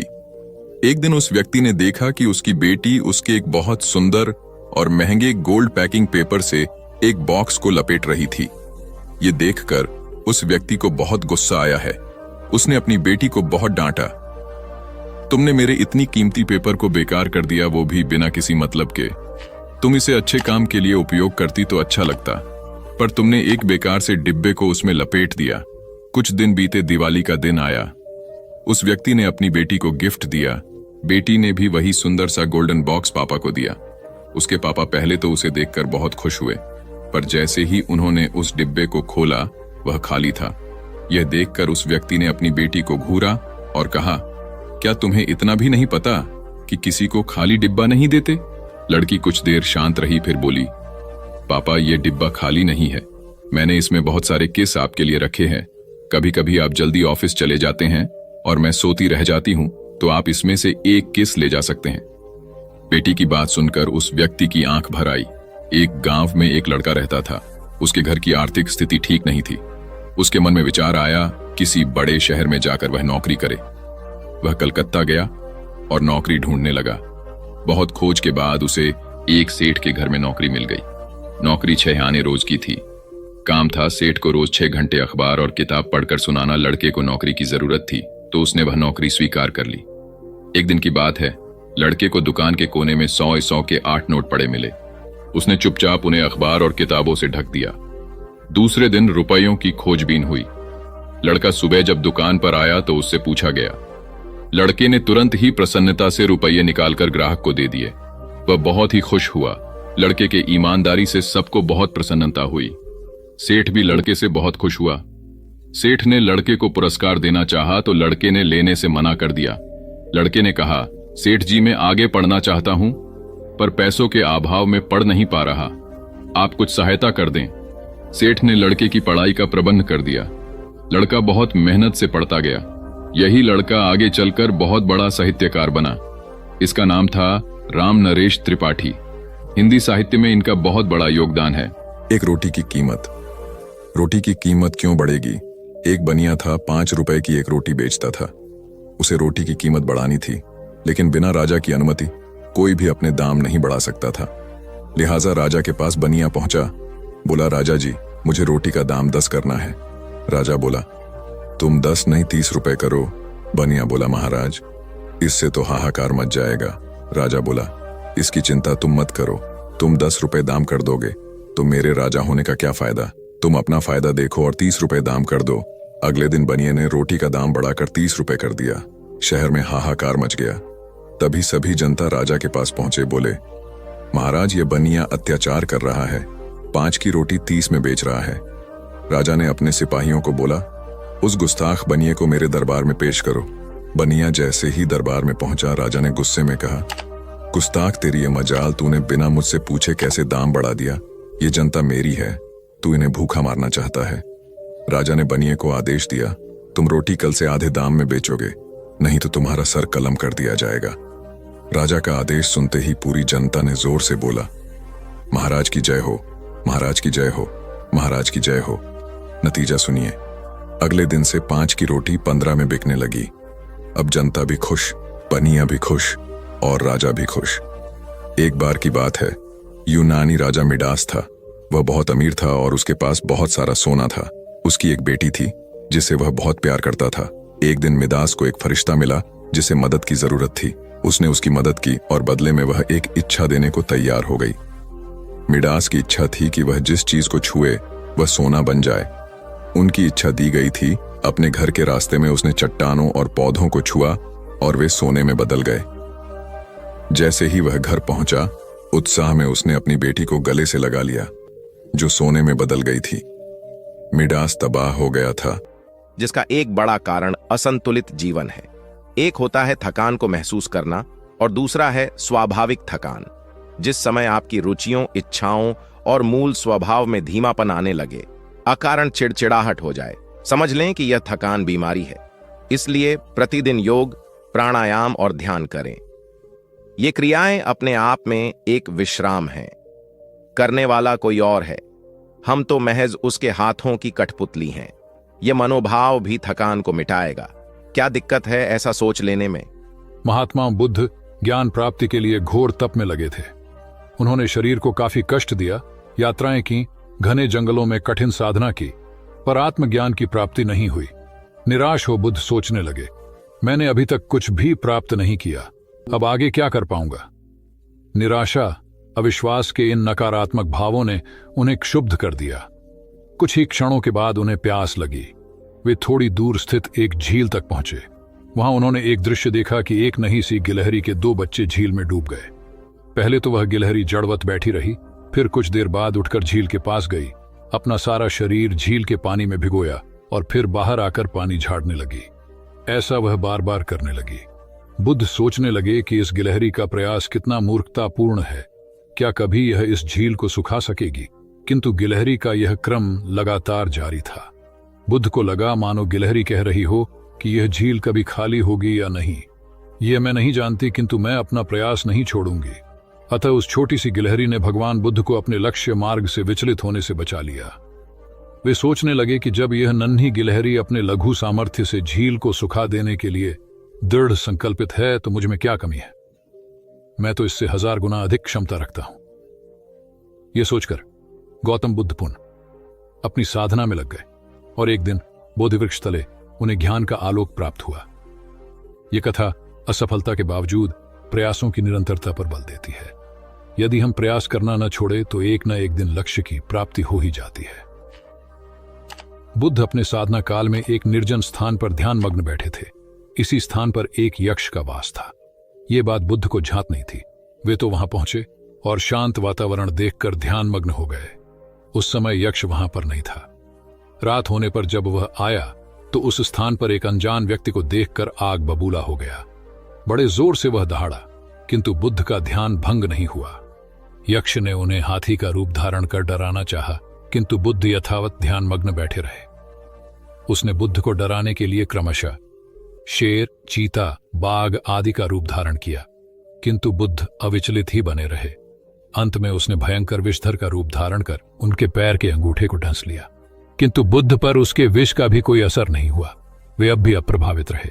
विषधर उनके शरीर पर चढ़ गया और उनके गले से लिपटकर उन्हें जोरों से काट लिया, लेकिन इतने प्रयासों के बावजूद भी बुद्ध की साधना को भंग नहीं कर पाया। थक हार कर नीचे उतर आया और उनसे कुछ कदमों की दूरी पर लेटकर अपनी थकान उतारने लगा। ध्यान पूर्ण होने पर बुद्ध ने उसकी तरफ देखा और उसे बहुत स्नेह से दुलारा। उनका निश्चल प्रेम देखकर सर्प का विष अमृत बन गया और यक्ष ने श्रद्धापूर्वक बुद्ध को नमन किया।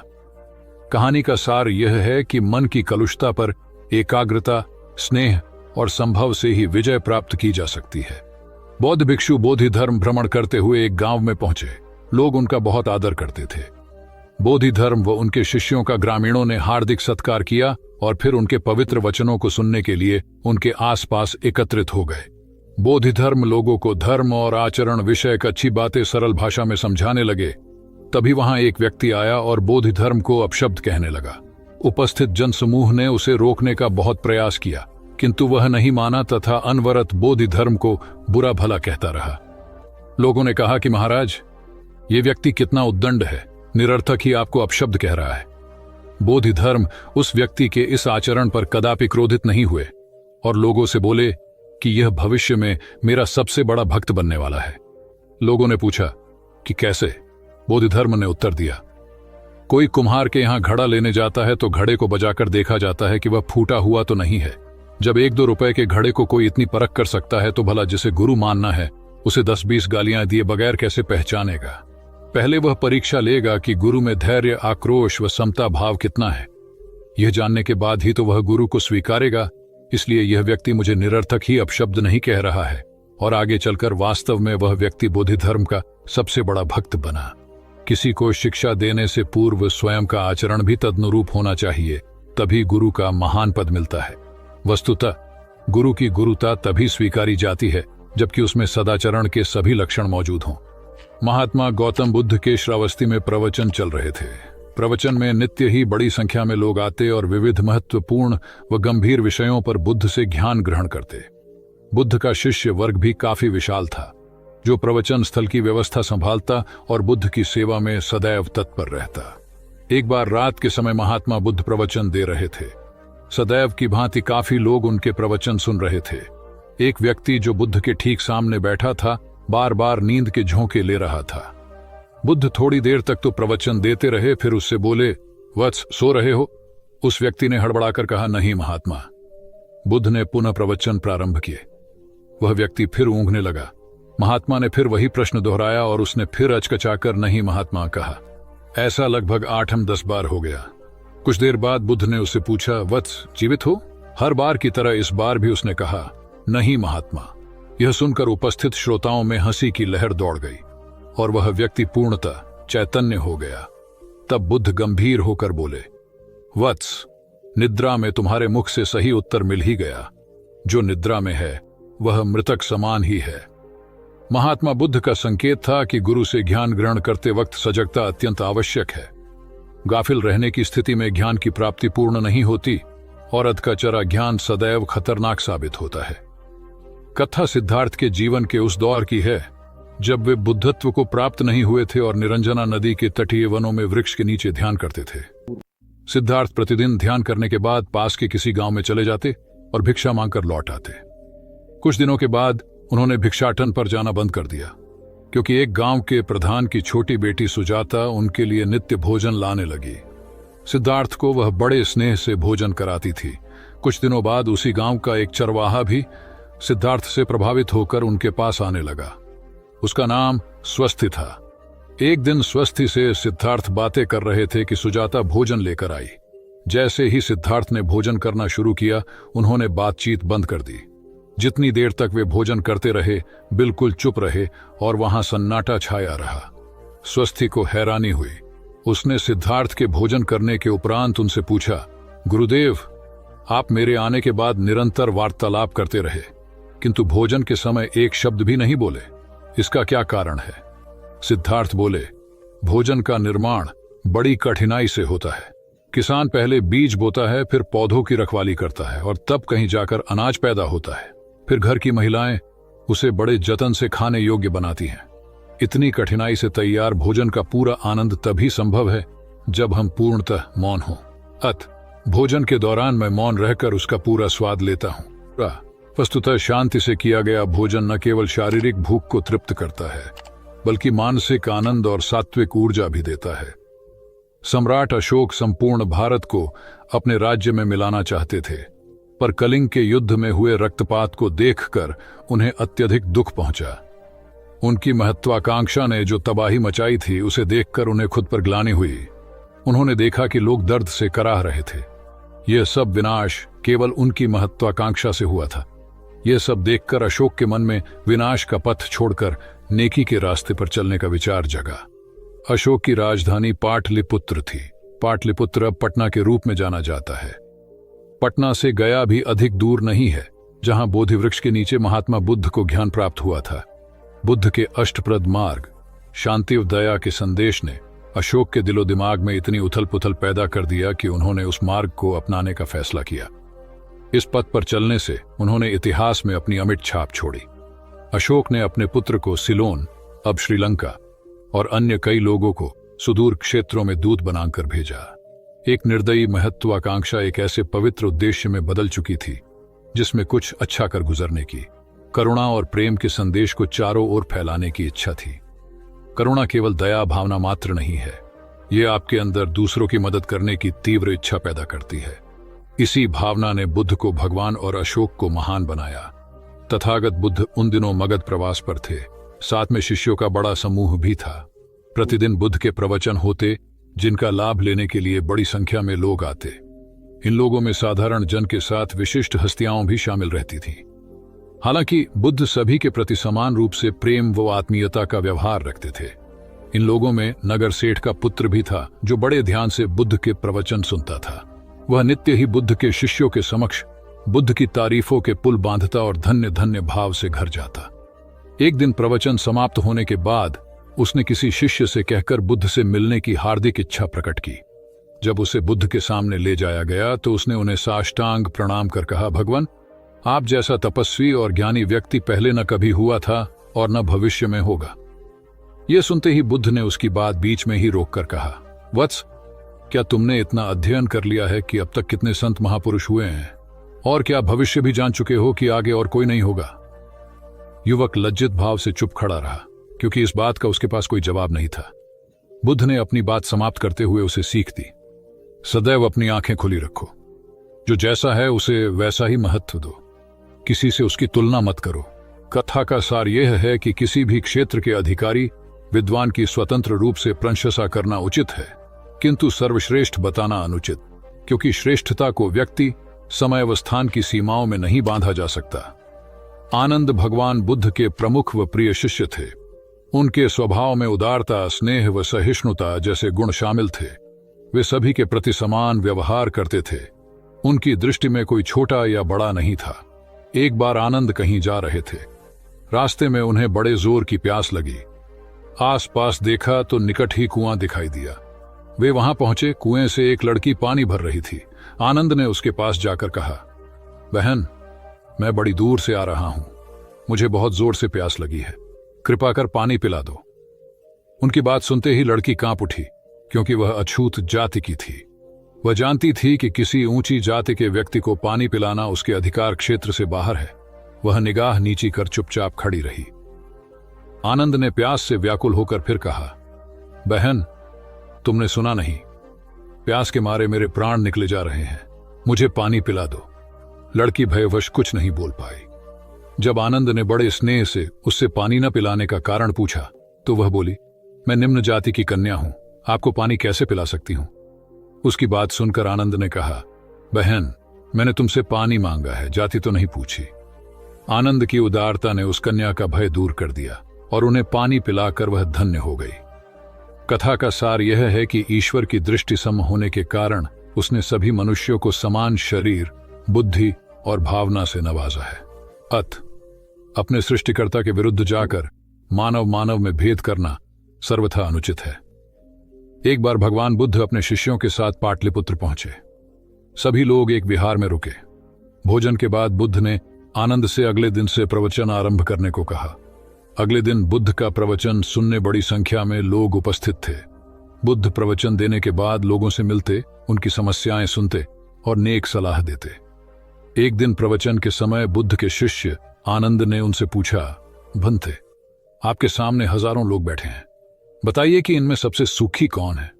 बुद्ध ने एक विहंगम दृष्टि भीड़ पर डालते हुए कहा, वह देखो, सबसे पीछे एक दुबला पतला फटे वस्त्र पहने जो आदमी बैठा है, वह सर्वाधिक सुखी है। आनंद सहमत नहीं हुआ। वह बोला, यह कैसे संभव है? वह तो बहुत दयनीय जान पड़ता है। बुद्ध ने अपनी बात सिद्ध करने के लिए बारी बारी से सामने बैठे लोगों से पूछा, तुम्हें क्या चाहिए? किसी ने संतान मांगी तो किसी ने मकान, कोई रोग मुक्ति चाहता था तो कोई अपने शत्रु पर विजय। ऐसा एक भी व्यक्ति नहीं था जिससे कोई इच्छा ना हो। अंत में बुद्ध ने उस फटेहाल आदमी को बुलाकर पूछा, तुम्हें क्या चाहिए? उसने हाथ जोड़कर जवाब दिया, कुछ नहीं। यदि ईश्वर को मुझे कुछ देना ही है तो बस इतना कर दें कि मेरे अंदर कभी कोई चाह पैदा ना हो। मैं ऐसे ही स्वयं को सबसे बड़ा सुखी मानता हूं। उसकी बात सुनकर आनंद से बुद्ध ने कहा, आनंद, जहां चाह है वहां सुख नहीं हो सकता। आनंद ने बुद्ध की इस शिक्षा को सदा के लिए गांठ बांध लिया। सार यह है कि लालसा से लोभ बढ़ता है, जो असंतोष का जनक होता है। यदि सही अर्थों में सुख पाना है तो किसी लालसा की बजाय उपलब्ध स्थितियों में संतुष्ट रहना चाहिए। गौतम बुद्ध ने बहुत से अज्ञानी लोगों को सम्यक दृष्टि प्रदान की थी। तब को बात है, कौसाम्बी में एक ब्रह्मचारी रहता था। उसे अभिमान था कि उस जैसा कोई दविद्वान नहीं है, इसलिए अपने साथ सदैव जलती मशाल रखता था। गौतम बुद्ध ने देखा तो उसे पूछा, अरे, ये मशाल लिए क्यों घूमते हो? ब्रह्मचारी ने उत्तर दिया, सभी प्राणी अंधकार और अज्ञान में पथभ्रष्ट हैं, उन्हें रास्ता दिखाने के लिए मशाल लिए घूमता हूं।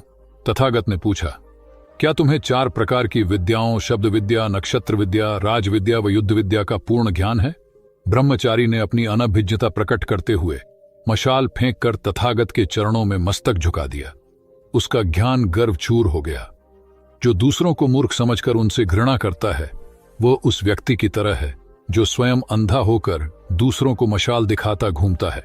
अहंकारी कभी विवेकवान नहीं हो सकता और बिना विवेक के सत असत का ज्ञान नहीं हो सकता। अंततः ऐसे विवेकांत व्यक्ति को जीवन में कोई उपलब्धि प्राप्त नहीं होती, हताशा ही हाथ लगती है। काशाय वस्त्र पहन लिए। उसने सुना, आप एकाहारी हो गए हैं, वह भी एकाहारी हो गई। आपने उत्तम पलंग पर सोना त्याग दिया है तो इसने भी त्याग दिया। आपने माला का त्याग किया, गंध का त्याग किया तो इसने भी वह सब त्याग दिया। मायके वाले इसे संदेश भेजते हैं, वे इसे ले जाना चाहते हैं, लेकिन यह यहीं रहती है, इसी कक्ष में। यह गुण की मूर्ति है। राजा स्नेह से अपनी बहू को देखते रहे। अचानक तथागत उठे, उस कक्ष से बाहर चले गए। शाक्य मुनि ने शिष्यों को शांत रहने को कहा था, लेकिन वे स्वयं उस कक्ष से बाहर चले गए। मैं हमेशा सोचता हूं, उस पल क्या हुआ होगा, उनके मन के भीतर कैसे कैसे विचार उठते होंगे। क्या संबोधि एक लघु क्षण होता है या दीर्घ क्षण? क्या संबोधि एक अनंत अभ्यास है? क्या संयम उसका गरुड़यान है? धम्मपद का 13वां श्लोक बार बार याद आता है। यथागारम दुछेन बुट्टी समति विभजति एवं अभावितम चित्तम राघो समति विभजति। घर की छत मजबूत ना हो, सही तरह से उसे घास फूस से ढका ना गया हो, तो बरसात के दिनों में उसमें से पानी रिसता है, घर भर में फैल जाता है। उसी तरह ध्यान और एकाग्रता हमारे व्यक्तित्व की छत है। एक दिन एक व्यक्ति बुद्ध के पास पहुंचा। वह बहुत अधिक तनाव में था। अनेक प्रश्न उसके दिमाग में घूम घूम कर उसे परेशान कर रहे थे, जैसे आत्मा क्या है, आदमी मृत्यु के बाद कहां जाता है, सृष्टि का निर्माता कौन है, स्वर्ग नरक की अवधारणा कहां तक सच है और ईश्वर है या नहीं। उसे इन प्रश्नों के उत्तर नहीं मिल रहे थे। जब वह बुद्ध के पास पहुंचा तो उसने देखा कि बुद्ध को कई लोग घेर कर बैठे हैं। बुद्ध उन सभी के प्रश्नों व जिज्ञासाओं का समाधान अत्यंत सहज भाव से कर रहे हैं। काफी देर तक यह क्रम चलता रहा, किंतु बुद्ध धैर्यपूर्वक हर एक को संतुष्ट करते रहे। बेचारा व्यक्ति वहां का हाल देखकर परेशान हो गया। उसने सोचा कि इन्हें दुनियादारी के मामलों में पड़ने से क्या लाभ, अपना भगवत भजन करें और बुनियादी समस्याओं से ग्रस्त इन लोगों को भगाए। किंतु बुद्ध का व्यवहार देखकर तो ऐसा लग रहा था मानो इन लोगों का दुख उनका अपना दुख है। आखिर उस व्यक्ति ने पूछ ही लिया, महाराज, आपको इन सांसारिक बातों से क्या लेना देना?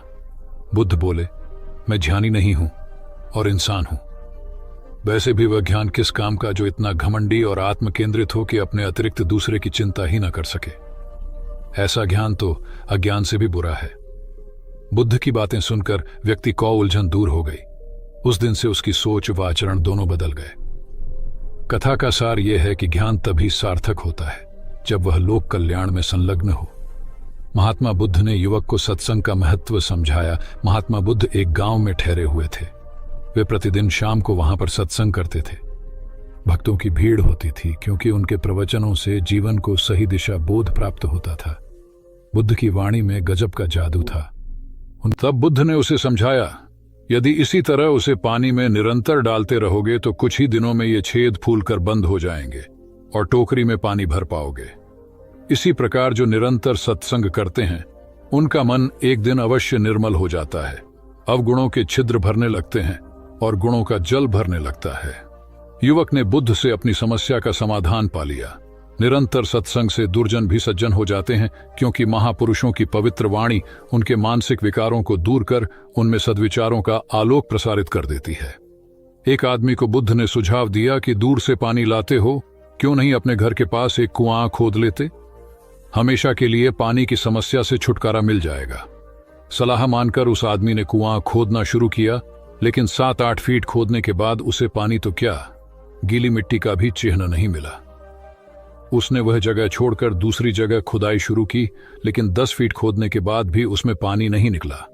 उसने फिर तीसरी जगह कुआं खोदना शुरू किया, लेकिन यहां भी उसे निराशा ही हाथ लगी। इस क्रम में उसने 8-10 फीट के 10 कुएं खोद डाले, लेकिन पानी कहीं नहीं मिला। वह निराश होकर बुद्ध के पास गया।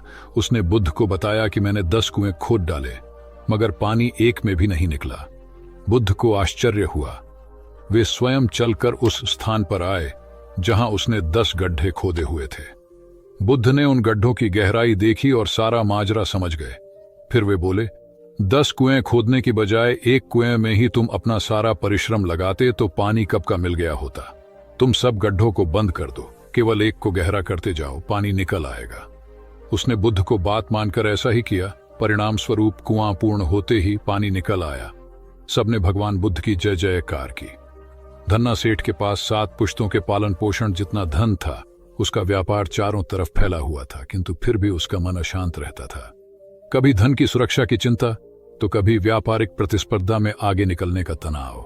चिंता और तनाव के कारण वह अस्वस्थ रहने लगा। उसके मित्र ने उसकी गिरती दशा देखी तो उसे बुद्ध के पास जाने की सलाह दी। सेठ बुद्ध के पास पहुंचा और अपनी समस्या बताई। बुद्ध ने उसे सांत्वना देते हुए कहा, तुम घबराओ मत, तुम्हारा कष्ट अवश्य दूर होगा। बस तुम यहां कुछ दिन रहकर प्रभु का ध्यान किया करो। बुद्ध के कहे अनुसार सेठ ने रोज ध्यान करना शुरू कर दिया, किंतु सेठ का मन ध्यान में नहीं लगा। वह जैसे ही ध्यान करने बैठता, उसका मन फिर अपनी दुनिया में चला जाता। उसने बुद्ध को यह बात बताई, किंतु बुद्ध ने कोई उपाय नहीं बताया। थोड़ी देर बाद जब सेठ बुद्ध के साथ वन में सायंकालीन भ्रमण कर रहा था, तो उसके पैर में एक कांटा चुभ गया। वह दर्द के मारे कराहने लगा। बुद्ध ने कहा, बेहतर होगा कि तुम जी कड़ाकर कांटे को निकाल दो, तब इस दर्द से मुक्ति मिल जाएगी। सेठ ने मन कड़ाकर कांटा निकाल दिया। उसे चैन मिल गया। तब बुद्ध ने उसे समझाया, ऐसे ही लोभ, मोह, क्रोध, घमंड व द्वेष के कांटे तुम्हारे मन में गड़े हैं। जब तक अपने मन की संकल्प शक्ति से उन्हें नहीं निकालोगे, अशांत ही रहोगे। सेठ का अज्ञान बुद्ध के इन शब्दों से दूर हो गया और उसने निर्मल हृदय की राह पकड़ ली। अपनी कुप्रवृत्तियों से मुक्ति के लिए संकल्पबद्धता अनिवार्य है। जब तक व्यक्ति दृढ़ निश्चय न कर ले, वह अपनी गलत आदतों से मुक्त नहीं हो सकता। बुद्ध की शिक्षा से गांव का उद्धार हुआ। एक युवक ने बुद्ध से आकर कहा, मेरा गांव अशिक्षित है। मैं अपने परिवार से झगड़कर थोड़ा बहुत पढ़ पाया हूं। आगे और पढ़ना चाहता हूं, किंतु सभी रोक रहे हैं। घर के लोग सोचते हैं कि खेती में खूब पैसा है और उसके लिए किसी शिक्षा की आवश्यकता नहीं है। यही सोच गांव वालों की भी है। कृपया आप मेरे गांव चलकर वहां शिक्षा का प्रसार करवाइए। बुद्ध युवक की बात मानकर गांव आ गए। धर्मभीरू ग्रामीणों ने बुद्ध का सत्कार किया और रोज उनके प्रवचन सुनने आने लगे।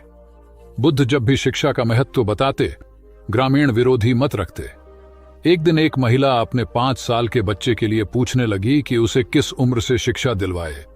तब बुद्ध ने समझाया कि तुम्हें तो 5 वर्ष पूर्व उसकी शिक्षा शुरू कर देनी थी। उसे क्या खाना है, क्या नहीं, कैसे क्या बोलना है आदि बातें शुरू से सिखाओगी, तभी तो वह अपना उचित ख्याल रख सकेगा। बुद्ध की यह बात महिला सहित सभी ग्रामीणों को समझ में आ गई। उन्होंने अपने बच्चों को विद्यालय भेजना शुरू किया। यह समय वर्षा का था। युवक ने लोगों को जल संग्रहण की तकनीक बताई। अधिकांश ने उपहास किया, किंतु युवक अपना काम करता रहा। बुद्ध का सहयोग प्राप्त था, इसलिए किसी ने उसका खुलकर विरोध नहीं किया।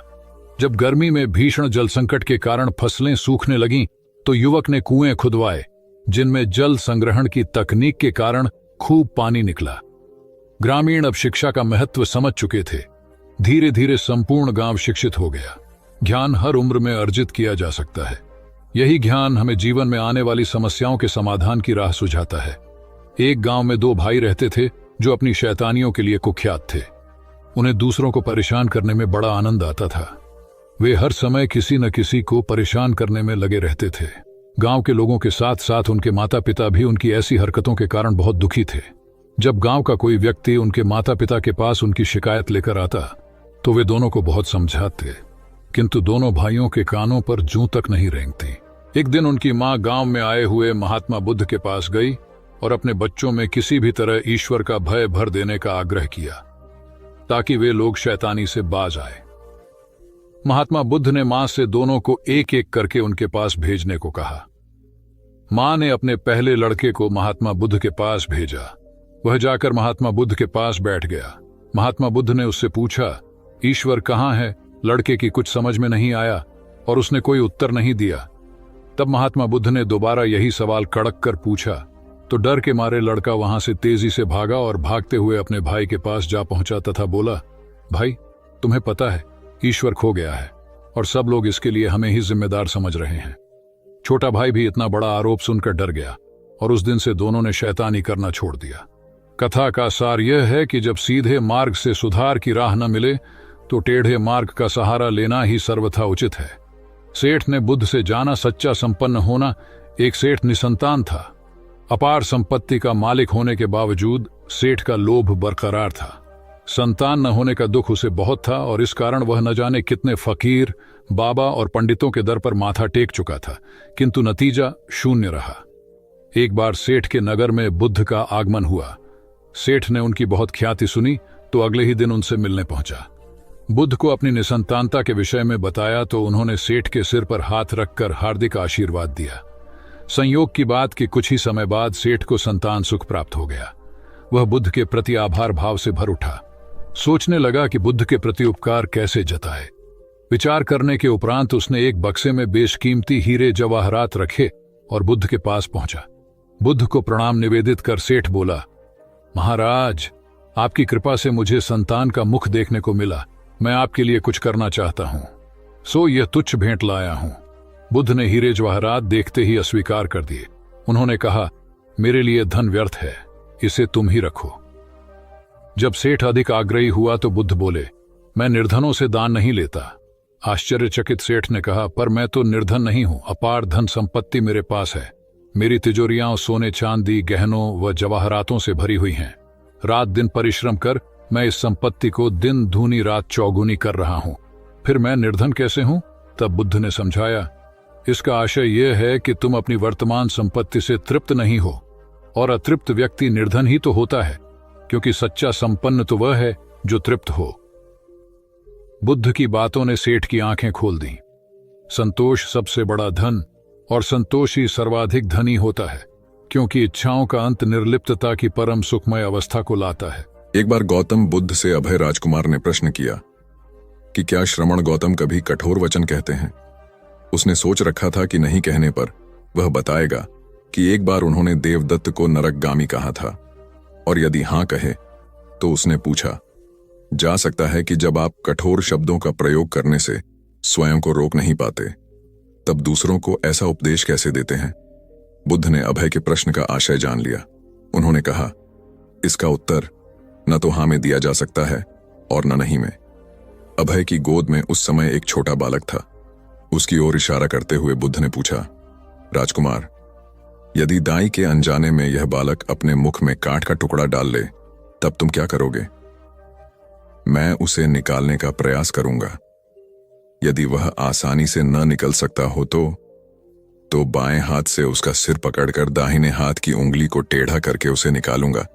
यदि खून निकलने लगे तो भी मेरा यही प्रयास रहेगा कि वह कांट का टुकड़ा किसी न किसी तरह बाहर निकल आए। ऐसा क्यों? इसलिए कि भंते इसके प्रति मेरे मन में अनुकंपा है। राजकुमार, ठीक इसी तरह तथागत जिस वचन के बारे में जानते हैं कि यह मिथ्या या अनर्थकारी है और उससे दूसरों के हृदय को ठेस पहुंचती है, तब उसका वे कभी उच्चारण नहीं करते। पर इसी तरह जो वचन उन्हें सत्य और हितकारी प्रतीत होते हैं तथा दूसरों को प्रिय लगते हैं, उनका वे सदैव उच्चारण करते हैं। इसका कारण यही है कि तथागत के मन में सभी प्राणियों के प्रति अनुकंपा है। भगवान बुद्ध देव और मनुष्यों के शास्ता थे, परंतु सबसे पहले वह मनुष्य थे। मनुष्य बढ़कर देवता बनता है, यह प्राचीन मान्यता थी, आज भी हम मनुष्यत्व के ऊपर देवत्व की बात करते हैं, परंतु बुद्ध ने इस क्रम को पलट दिया। उन्होंने कहा, यह जो मनुष्यता है वही देवताओं का सुगति प्राप्त करना कहलाती है। देवता जब सुगति प्राप्त करता है तब वह मनुष्य बनता है। देवताओं में विलास है, राग, द्वेष, ईर्ष्या और मोह भी वहां है। निर्वाण की साधना वहां नहीं हो सकती। इसके लिए देवताओं को मनुष्य बनना पड़ता है। मनुष्यों में ही देव पुरुष का आविर्भाव होता है, जिनको देवता नमस्कार करते हैं। मानवता धर्म का उपदेश देने वाले बुद्ध स्वयं मानवता के जीते जागते रूप थे। यहाँ उनके जीवन से संबंधित कुछ प्रसंग दिए जाते हैं, जिनसे उनके व्यक्तित्व में बैठी हुई गहरी मानवता का दर्शन होता है। भगवान का परिनिर्वाण होने वाला है। रात का पिछला पहर है। भिक्षु उनकी शैया को घेरे बैठे हैं। बुद्ध उन्हें उपदेश दे रहे हैं। कह रहे हैं, भिक्षुओं, बुद्ध धर्म और संघ के विषय में कुछ शंका हो तो पूछ लो। पीछे मलाल मत करना कि भगवान हमारे सामने थे पर हम उनसे कुछ पूछ न सके। कोई शिष्य नहीं बोलता। भगवान 3 बार कहते हैं, पर कोई भिक्षु कुछ पूछने को नहीं उठता। भगवान को शंका होती है कि कहीं वे उनके गौरव का विचार करके पूछने में संकोच तो नहीं कर रहे। इसलिए वह कहते हैं, शायद भिक्षुओं, तुम मेरे गौरव के कारण नहीं पूछ रहे। जैसे मित्र मित्र से पूछता है, वैसे तुम मुझसे पूछो। बुद्ध अपने शिष्यों की समान भूमिका पर आ जाते हैं। उनकी यह विनम्रता मनुष्य धर्म की आदर भूमि है। बुद्ध ने अपने को भिक्षुओं का कल्याण मित्र कहा है, जो उनकी मानवीय सहृदयता और विनम्रता को सूचित करता है। एक दूसरा दृश्य भी उसी समय का है। चंद कर्मार पुत्र के यहाँ बुद्ध ने अंतिम भोजन किया था। उसके बाद ही उन्हें खून गिरने की कड़ी बीमारी हो गई थी, जो उनके शरीरांत का कारण बनी। बुद्ध को उसके हृदय का बड़ा ध्यान था। भक्त उपासक को यह अफसोस हो सकता था कि उसका भोजन करके ही भगवान का शरीर छूट गया। इसलिए आखिरी सांस लेने से पहले उन्होंने आनंद को आदेश दिया, आनंद, चंद कर्मार पुत्र की इस चिंता को दूर करना और कहना, आयुष्मान तूने बद्धा लाभ कमाया कि मेरे भोजन को करके तथागत परिनिर्वाण को प्राप्त हुए। जिसके हृदय में अगाध करुणा थी वह ऐसा क्यों न कहता। उसने अपने पति के द्वारा बुद्ध के चरणों में प्रणाम अर्पित करवाया।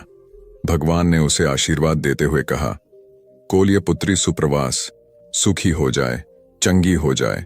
सुखी और चंगी होकर बिना किसी कष्ट के वह पुत्र प्रसव करे। ब्राह्मणों के साथ भी उनकी पूरी सहानुभूति थी, जैसे कि विश्व के सभी प्राणियों के साथ उनकी पूरी सहानुभूति थी। बावरी नामक ब्राह्मण के एक शिष्य ने जब अपने गुरु की ओर से भगवान के चरणों में प्रणाम निवेदन किया तो भगवान ने आशीर्वाद देते हुए कहा, शिष्यों सहित बावरी ब्राह्मण सुखी हो। माणवक, तुम भी सुखी हो, चिरजीवी हो। बुद्ध के पास छोटा बड़ा जो भी जाता था वह उससे कहते थे, आओ, तुम्हारा स्वागत है। भगवान अपनी अंतिम यात्रा में पावा और कुसीनारा के बीच जा रहे थे। रास्ते में उन्हें पुक्कुस मल्लपुत्र नामक व्यापारी मिला। उसने उन्हें एक दुशाला भेंट किया, परंतु भगवान उसे अकेले कैसे आड़ते। वह अपने शिष्य आनंद को सम्मानित करना चाहते थे। उन्होंने कहा, पुक्कुस, दुशाले के एक भाग को मुझे ओढ़ा दे, दूसरे को आनंद को। पुक्कुस ने ऐसा ही किया। भूल करने वालों के प्रति भी बुद्ध की अनुकंपा का पार न था। एक बार एक ब्राह्मण ने भगवान को वेरंजा में वर्षावास करने का निमंत्रण दिया। भगवान वहां गए, लेकिन वह ब्राह्मण बहुधंधी था। उसने उनकी कुछ भी सुध बुध नहीं ली। बुद्ध को बड़ा कष्ट हुआ। उन्हें 3 महीने तक कुटा हुआ जौ रोज खाना पड़ रहा, क्योंकि उस समय वेरंजा में अकाल पड़ रहा था और वह भी उनको और उनके शिष्यों को घोड़ों के व्यापारियों से मिलता था। इतना होने पर भी वर्षावास की समाप्ति पर भगवान बुद्ध अन्यत्र जाने से पूर्व वेरंजा जाकर ब्राह्मण को आशीर्वाद देना नहीं भूले। भगवान बुद्ध के जीवन में ऐसी अनंत घटनाएं मिलती हैं। उनमें हमें उनकी मानवता के दर्शन होते हैं। उनके जीवन में कोमलता की पराकाष्ठा थी और उनकी वाणी में अपर्वु माधुर्य था, जो सबको अपनी ओर खींचता था। उनके मुंह से क्रोध भरा शब्द कभी नहीं निकलता था। वह मनुष्य थे, परंतु मनुष्य की दुर्बलताओं से ऊपर उठ चुके थे। उनके व्यक्तित्व में मानवता की शुभ ज्योत्सना धर्म की स्थिति बन। एक राजा ने अपने पुरुषार्थ से राज्य को समृद्ध बना दिया था। राज्य में रण बड़ी सुखी थी, क्योंकि वह प्रत्येक वर्ग के हितों को ध्यान में रखकर काम करता था। जब राजा वृद्ध हुआ तो उसे योग्य उत्तराधिकारी को चिंता सताने लगी, क्योंकि उसे लगता कि योग्य उत्तराधिकारी के बिना सुव्यवस्था अव्यवस्था में बदल जाएगी और प्रजा की परेशानी बढ़ जाएगी। हालांकि राजा का एक बेटा था, किंतु वह अत्यधिक आलसी और कर्महीन था। वह स्वयं को मालिक समझता और शेष सभी को अपना गुलाम। यह अहंकार उसके आचरण में सदैव झलकता था। राजा उसे सुधारने के उद्देश्य से बुद्ध के आश्रम में छोड़ आया। बुद्ध ने अगले ही दिन राजकुमार को आदेश दिया, वत्स, यहां से 5 कोस पर एक जंगल है, तुम वहां जाकर फूलों के कुछ पौधे ले आओ और उन्हें आश्रम के अहाते में लगा दो। यह सुनते ही राजकुमार को बड़ा क्रोध आया, क्योंकि उसने तो आदेश देना ही सीखा था। चूंकि उसके पिता ने बुद्ध को बात मानने को कहा था, इसलिए वह मन मारकर जंगल गया और फूलों के पौधे लाकर आश्रम में लगा दिए। राजकुमार ने उन्हें सींचा और जानवरों से बचाने के लिए उनकी रात दिन रखवाली की। कुछ महीनों में सारा आश्रम भांति भांति के सुंदर फूलों से खिल उठा। राजकुमार अपनी मेहनत का ऐसा फल देखकर बहुत प्रसन्न हुआ। बुद्ध ने उसे शाबाशी देते हुए समझाया, वत्स, याद रखो, जो सोता है उसका भाग्य भी सो जाता है, और जो चलता है उसका भाग्य निरंतर उसके साथ चलता है। अब राजकुमार कर्मठ बन चुका था। राजा को अपना योग्य उत्तराधिकारी मिल गया था। कर्म सफलता की कुंजी है, अतः सदैव कर्म